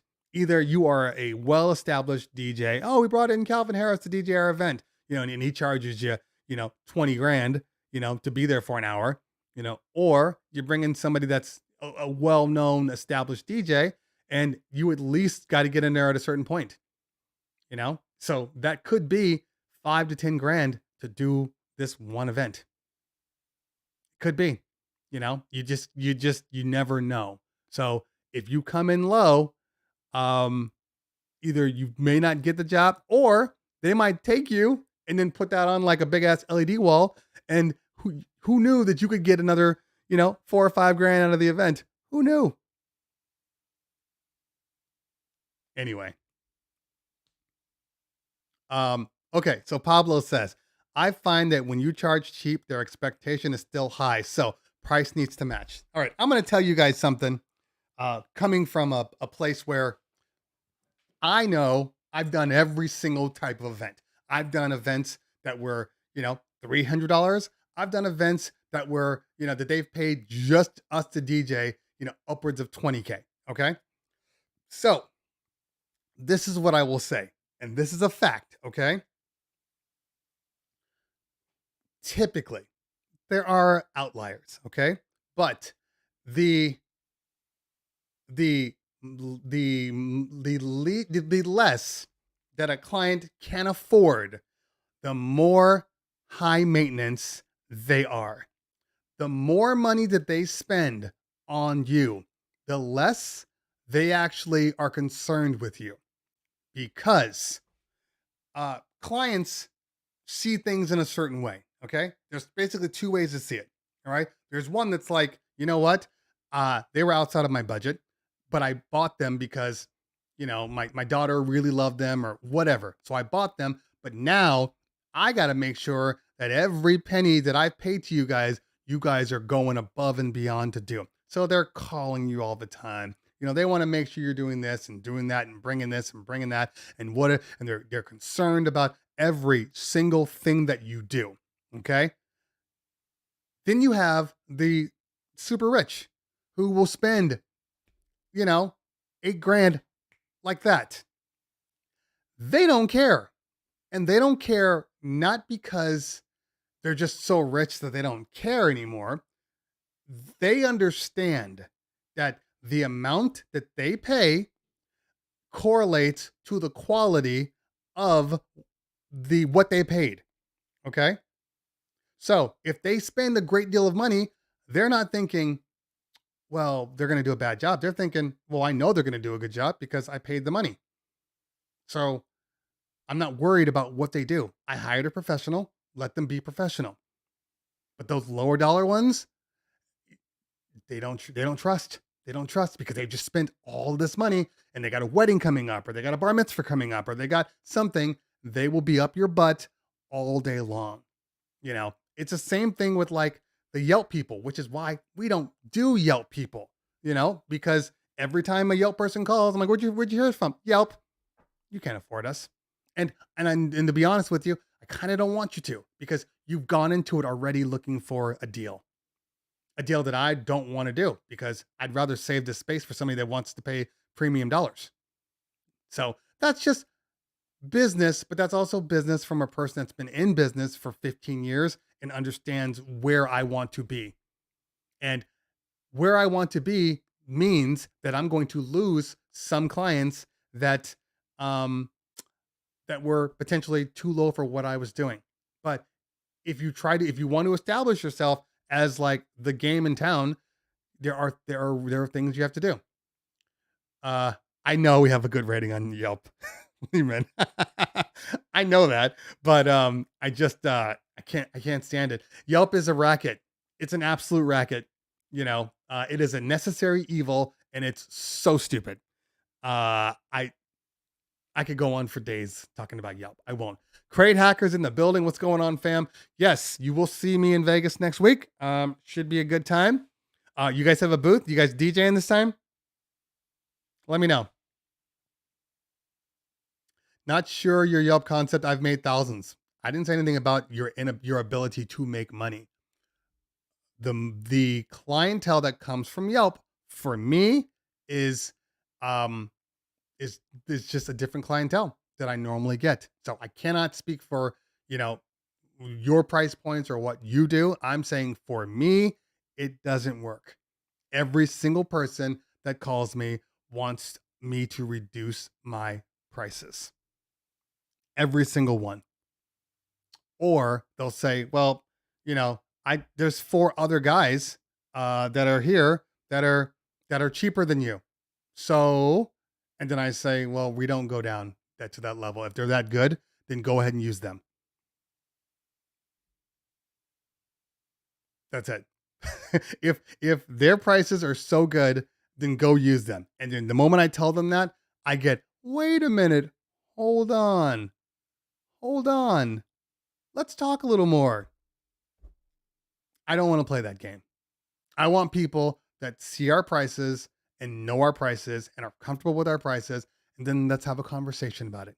Then we can work through things. But you need to understand um, velocity. I cannot, I don't know what your experience is though. You see what I'm saying? Like it's hard for me to say it is or isn't. Your experience might be you're just you're in that bubble where the pricing that you're asking for is exactly what they want. I don't know. So I can't make any assumptions. I'm not going to make any assumptions. I'm just going to say it doesn't work for me every time, every time. Um, let's see here. What comes from the heart reaches the heart. I tell you, Cleveland. Thank you, Regina. I like that. Thank you. I try. I try. I don't like to, I just don't like to BS people. Never been my thing. And trust me when I tell you, it is it is a love it or hate it kind of thing, because I've always been this way. I've always been honest. I've always been really upfront, and I don't like to let things linger. It's Capricorn in me. Like I say what I say, get it done, and I move on. Um, I don't like to just sit. I'd like to just move forward. Okay, we've already talked about that. We've established. Let's just go. And a lot of people like to kind of, you know, absorb it and linger in it. I don't want to linger in it. I don't have time for that. Let's just move on. Um, so yeah, I like to say that the majority of my truths are things that people can use. I get it. Somebody like a Velocity, maybe like I said about Yelp, maybe it doesn't work for him. I get it. Not everything works for everybody. So it is what it is. But I just know for me in my experience, and I'm in LA. I don't know where you are, Velocity, but I am in LA, and there's a lot of DJ companies in LA. And here's the thing about it. My market is I have a niche market. I do lots and lots of bar mitzvahs, weddings and corporate too, but the majority of my stuff is bar mitzvahs. There is a price point for bar mitzvahs that we have. And if a Yelp person comes in and says, "Oh, well, I want you to do a quinceañera," okay, cool. And then I showed them our wedding prices, and they're like, oh, you know what? I only expected to pay this much. And if like the majority of people say that to me all the time, then that is not a place that I want to be because it's not profitable for me. So you get what I'm saying? Everybody thinks I'm from Cleveland. It happens. It's just my first name. It's my real name, Cleveland Terry Owens. That's my name. So yeah. Uh. Anyway. Okay. Let's see here. Uh. Crate Hackers is doing a metaverse giveaway. Dope. Dope. I'm excited for it. I have still to this day have not even put my eyeballs in a metaverse at all. I have no interest in it. I have no interest in it. I just don't. I assume that at some point in time it's going to be like a big thing. I don't know, man. I just don't care. uh Majestic says, hello, the Newmark Mixstring Pro is 30% off right now. Worth upgrading from the Hercules Impulse. Now, the reason that it is 30% off is because they have a new version of it that allows you to play Amazon Music and use Serato DJ Pro. So I am concerned. And are we talking about the new Mixstream Pro or the original Mixstream Pro? You gotta clarify that and make sure. Because that's important. It makes a difference. The new Mixstream Pro with Serato and Amazon Music, which I don't really care about, but it's cool to have, is quite a good update. So if you're not using Serato, if you don't care about that, and it's the older one, then it's fine. Steve says, can you give any more info on new Pioneer gear? Yes. There's gear coming out at some point. There you go, Steve. Jay Lich says, I was thinking of getting another DJ controller. Can I still use my PC laptop with multiple controllers? 100%. I don't know what you're using as far as software is concerned, but if you're using something like a virtual DJ, then yeah, pretty much every controller out there can be used by virtual DJ. If you are using Serato, then you just have to have a controller that specifically has the Serato drivers dongle. Basically, every controller is a big ass dongle for Serato anyway. So yes. Serato Pro is supported on the older model now too. Oh, are you sure about that? It's dope if it is, but that's not what I remember seeing. I thought it was only on the new one. I'll have to look into it. I have not looked. What do I have down here? Oh, we can't talk about that one. Queso in the building. What's going on? Let's see here. Okay. It's Pro. Look, I'm going to tell you this though. Again, there's a lot of gear coming up. A lot of gear. I'm still annoyed that I can't use you know what? I'm going to have to look into it. I haven't upgraded any of my engine OSs yet. So I got to look into it. I still believe that every single engine OS controller should be able to run Serato. Like it pisses me off that this Prime Go right here can't. It really does bother me. Virtual DJ is fine, but it would have been a really easy thing. Okay. I wish Pioneer would make a Rev 7 out of standalone. You will be waiting for a long time. A long, long time. I think that if I'm just hearing people at my door. I truly believe that the only mistake that in music is doing right now is they truly, truly need to come out with a um, basically a Prime 4 with moving platters, like a Prime 4 Rain 1 edition. They absolutely need that. I think that thing would sell like crazy. Absolute gangbusters. And I'm pretty sure that that's something that Pioneer DJ won't do. It just doesn't feel like it's kind of in their DNA. But I think I think they need a standalone Rain 4. Anyway, what are my predictions, says Christian? Um, the problem is, I can't really do predictions because I know the gear that's coming out. So it makes it hard to do predictions. Um, but I will say that for the most part, um, there's some equipment that needed to come out. So that's the only thing I will say. Um, yeah, only thing I will say. Anyway, uh, Lehman says, yeah, that's gonna be mad heavy. It shouldn't be that heavy. I think it would probably be another 5 pounds more. If you would have just put a screen on a Rain 1.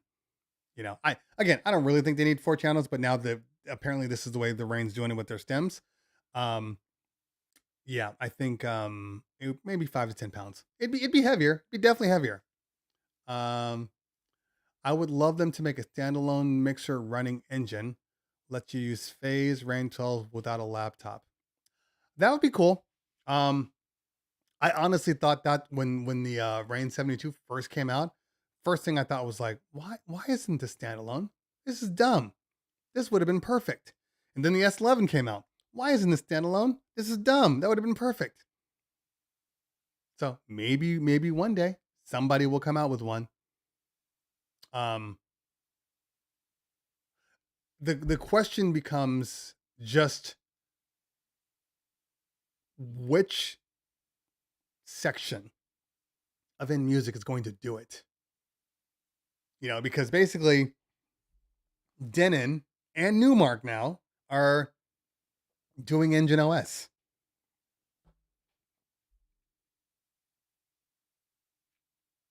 I would love to see a Rain 72, Rain 74, whatever they want to call it, with the layout of the Rain 70 and a screen with Engine OS in it. That would be dope. That would be dope. Maybe one day. Okay. Couple more questions and I do have to run. Are moving platters that big of a deal or is it a preference thing? It's a big deal if it's your preference. I'll say it that way. I'll say that I don't understand the other side of it because I get a lot of people that are like, moving platters are a fad. They're not going to last. I'm like, what are you talking about? Moving platters are exactly what they are. People prefer using turntables. Not everybody, but a lot of people. So why wouldn't you? Now, anybody that says that moving platters are a fad, don't actually use turntables. That's what I know. Four channels is a must for creative stems. I don't know that I agree with that, Mixtress. I don't know. I think so. Obviously, the Rain 4 is utilizing all 4 channels. Okay. But the question is it absolutely necessary to have all 4 channels? And I don't think that it is. I think for a lot of people, 4 channel stems, 4 channel deck mixing. For a lot of people, it's too much. It's too much. I think the easiest way is typically the best way. You know. Anyway, and there is some gear out there that I already know of that I think it's going to do a good job of incorporating, all the Sims features into, to make it to where it makes sense. So I think the Rain 4 has a good implementation of stems. But there's other gear that's coming out with stems that I think does a great job too. Might be a little different than the way Rain does it, but it's just as good.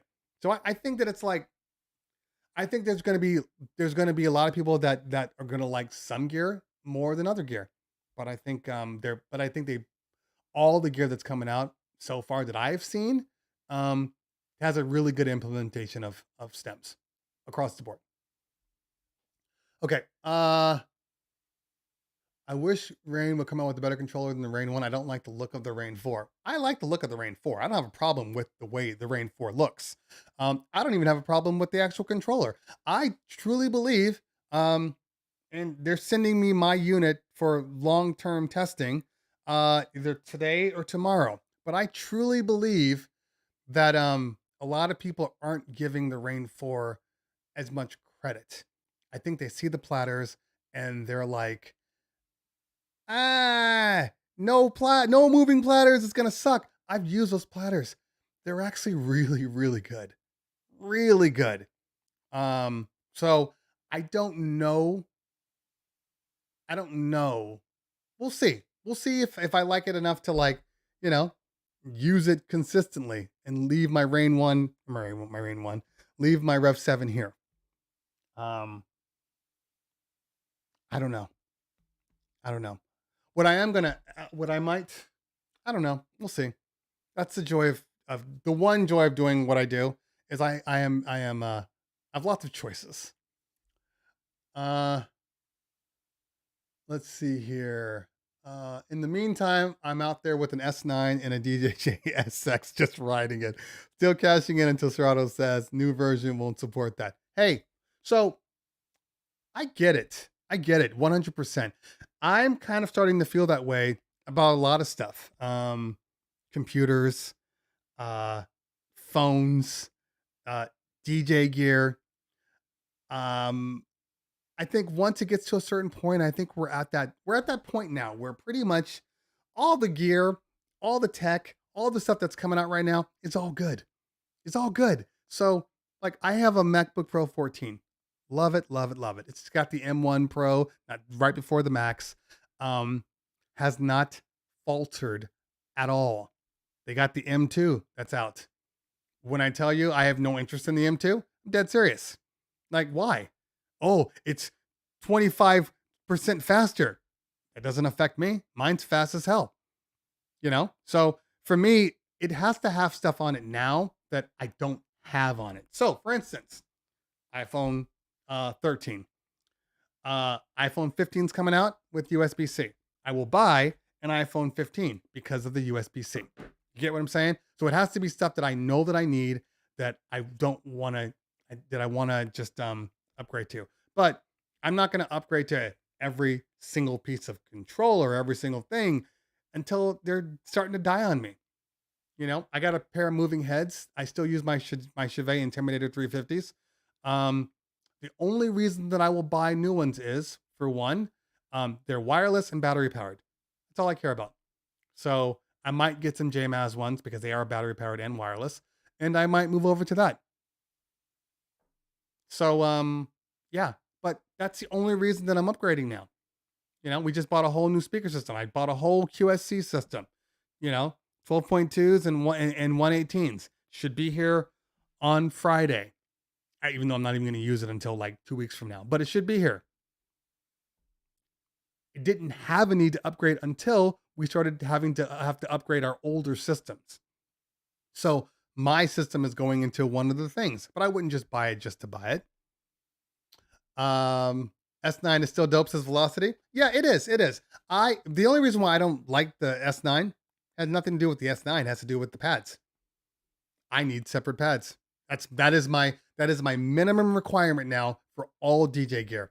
I need separate pad modes. That's it.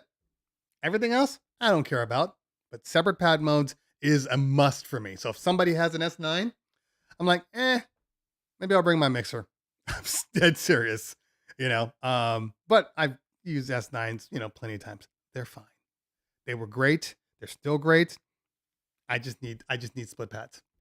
Um, I'm quite surprised we haven't seen any RAM 12 competitors. Yeah, yeah, I get that. I get that. You know, I mean, I think at a certain point, I think when you look at things like this, um, you kind of feel like the only reason to come out with a Rain 12 uh, competitor is if you can come out with it and it be better. It has something that the Rain 12 doesn't have. But if you're just duplicating what the Rain 12 has, it doesn't make sense. So if you're going to come out with one, it better be better. Uh, let's see here. JTech says, cough, cough. SRT 1000 is a beast. Rain 1 will be the new updated version of the SRT with stem buttons and controls. I mean, look, that's the controller they're going after. They're competing with. That's for sure. They flat out said that. So there is one thing that changes the game for me specifically. It has paddles. Paddles are very important to me. So that's going to be an issue. You know, the 1000 I use, I own 2 of them. Never liked the effect strip ever. So when a controller has paddles, I'm more likely to use that over something else just because of the paddles. Okay. Pablo says recently used the QSC 18 subs with my Yamaha 15s. QSC 18s are a beast. They are. And you know, 'cause I know again, a lot of people kept trying to tell me, oh, you know, get this or you know, get this one or get this one. I'm not going to even name drop. I'm just going to say they were just saying, oh, get this. I will name drop RCF though, because that's just circle jerk material. RCF, you know. But I went to a venue where the guy had that set up. He actually got it because of my recommendations. I'm like, it's probably the best system affordability wise. I went into this room, humongous room, ridiculously long dance floor. I'm talking the dance floor was probably a 22 by like 45 or you know, I know it's supposed to be in like threes. So we'll just say it that way. And when I tell you I was at the edge of I was at the end of the dance floor and that stuff was still knocking. I moved over to the right, that stuff was still knocking. I moved to the middle, that stuff still knocking. That's all I needed to see. All I needed to see. So yeah. Soul Brothers says for some reason I still like Ripix over stems, better sounding, but have to prepare. 100%. You're never gonna get stems that sound as good as Ripix. Ripix is not real time. You know, it's designed to do a singular process. Ripix will always sound better. Always. And I mean, in general, anytime I'm doing production and stuff like that, like even with Serato Studio, it now has their stems in it. It's definitely great for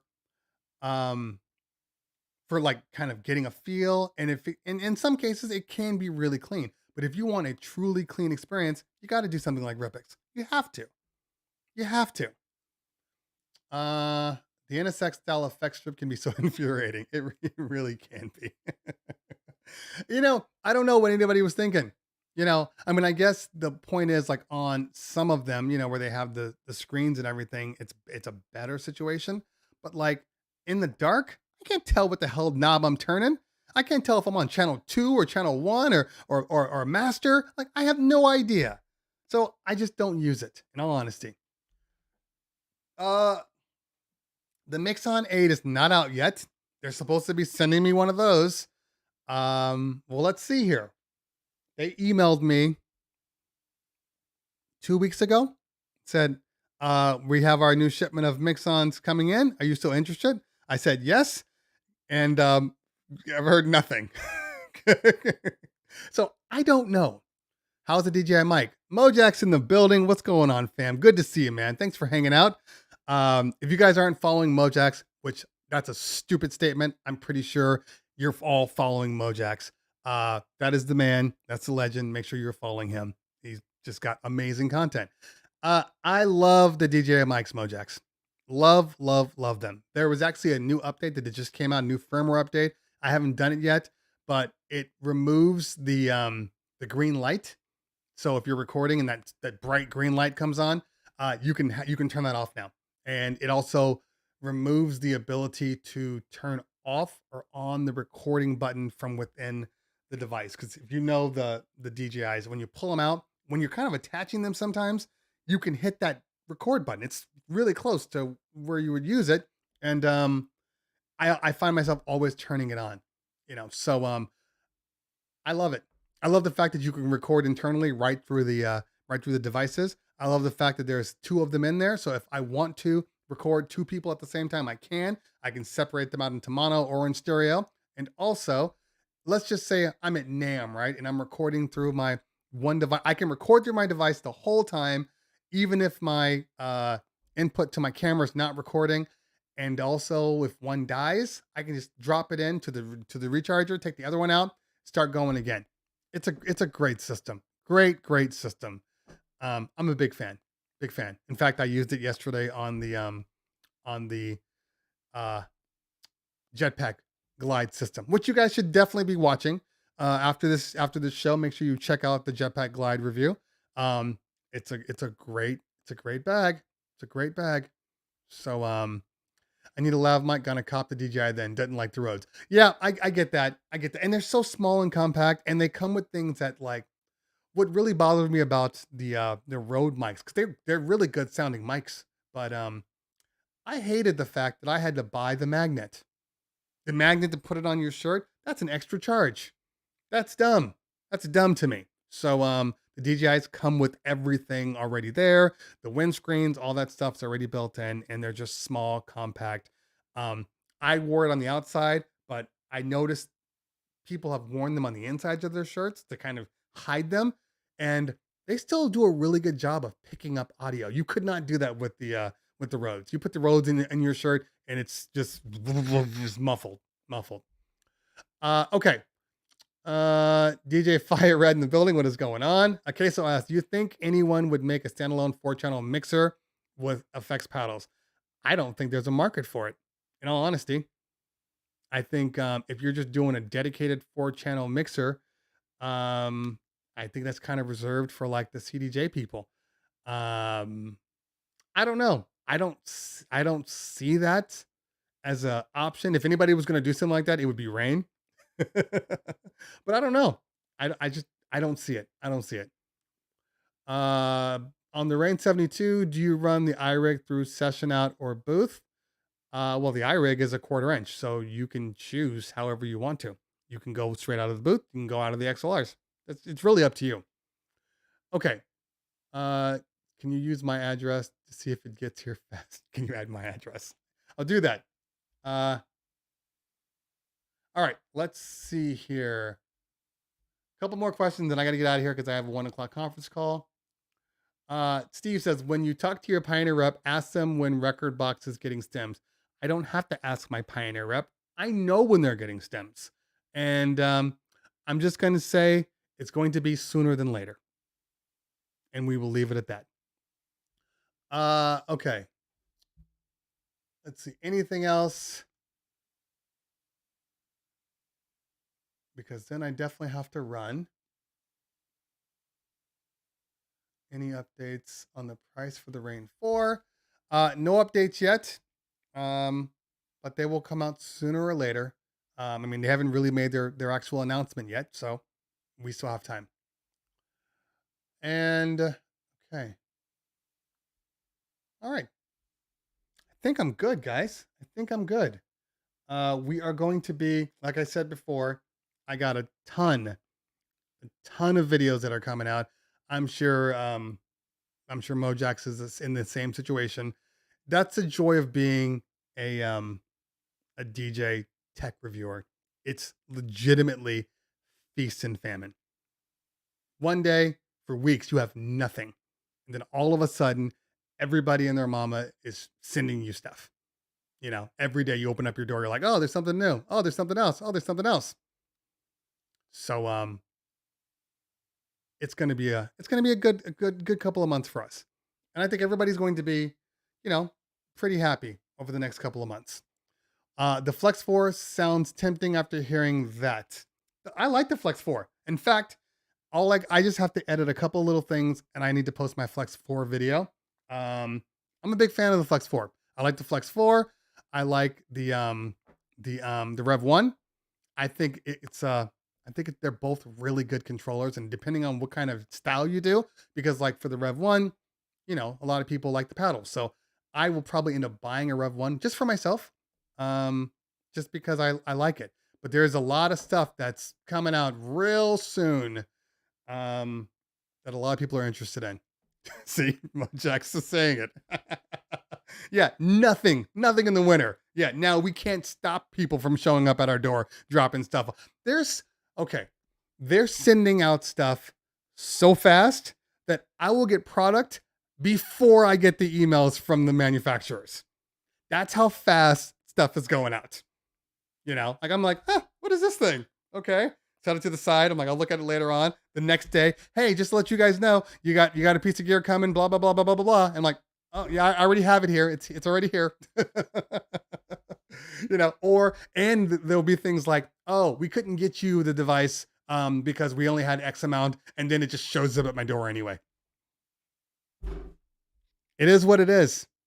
It's a good time, And the most important part of this all is I'm reinvigorated. I wasn't really interested in making content for a little while. I kind of burnt out is the wrong word. I just had other things that I needed to focus on. So I kind of stopped making as many videos, but I got re-energized, and then all this content came. So it's a perfect time. Perfect time. Anyway, it is 12:50. I do have to go, peeps. I'm not going to be happy because all I want is a straight arm turntable. I get that. Steve says I'll take that problem. Yeah, it's a good problem to have until it's not. So, the problem is deadlines. Is you'll have a whole bunch of people, and you have deadlines, and sometimes, like for instance, this table. This is a perfect table, perfect example. I got this. They sent it to me. They had a deadline, and they were emailing me like, "You're gonna have this thing out. Per your contract, your deadline says this." I'm just like, Jesus Christ, guys. Like, okay, so I have this. I have something else that showed up. I told people already, but I got a Peloton competitor bike, and I was hoping it was gonna come earlier. It showed up like 2 days ago. And then they emailed me like, okay, so we can't wait to see the video. I'm like, you just sent it to me. It's going to take a couple more days. I never understand people that have something like a bike and they want to review 2 days after you get it. How the hell can I do a review on a product that is something that's typically like a 30-day thing?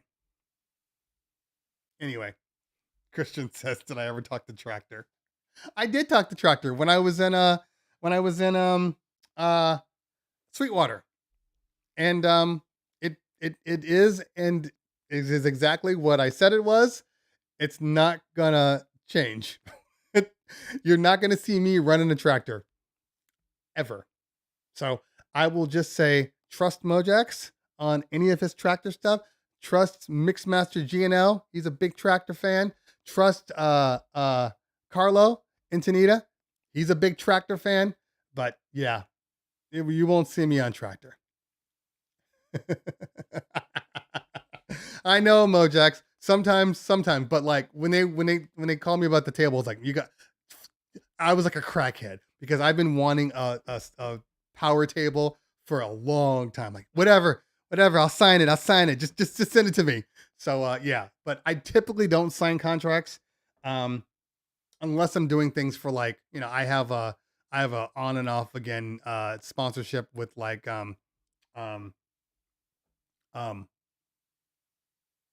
forget what it's called right now, with an alcohol company. I won't say anything else. So they always have you sign contracts, kind of refreshing it. But yeah, the bike one that caught me off guard, and now they're asking for stuff. It sounds like an Instagram skit for all the new products. You know what? It could have been an Instagram skit, but I can't post the boxes because people will see the boxes and then they'll speculate. Next thing you know, Nick Spinelli's doing a video on, did you see what Terry Bowens released? Cleveland Terry just announced this product. I'm like, I didn't announce anything. So yeah, there probably won't be it. A lot of these boxes have visuals on them, their names on them. So it's not something that I can really show. But it's still it'll be a good couple of weeks. Anyway. All right, guys. Thanks for hanging out today. I always appreciate you. For all the people that sent the super chats and are now new members or whatever, thank you so much. I appreciate that. Got the video today. There'll probably be another video that comes out tonight. And what is the date today? Hold on. I will release my Flex 4 video tonight. I will have another video right around the 20th for another piece of gear. Yeah, lots of gear all over these companies. No, I'm not trying to. I'm not trying to. Just facts. All I can speak are facts. And finally, Mojax, Chroma Cable guys they're gonna send me some stuff. I kind of hit like a dead pocket. So when you did your video on the newer updated ones, I'm like, all right, guys, you guys got to send me stuff. So they're gonna send me some stuff out. So thanks for the connect. Anyway, all right, guys. Once again, thanks for hanging out today. You got plenty of options to see stuff, but definitely go check out Mojax's videos. Go check out Prion Joni's videos, Nick Spinelli's videos, Carlo. They all do great work. DJ Bar, when he decides to make a video now, he's like a prima donna. We'll see. But besides that, get on my Instagram, guys, because that's where I'm posting a lot of content too. So I will see everybody soon. Once again, thanks. You guys are the fam. Appreciate you. See you soon. Peace out.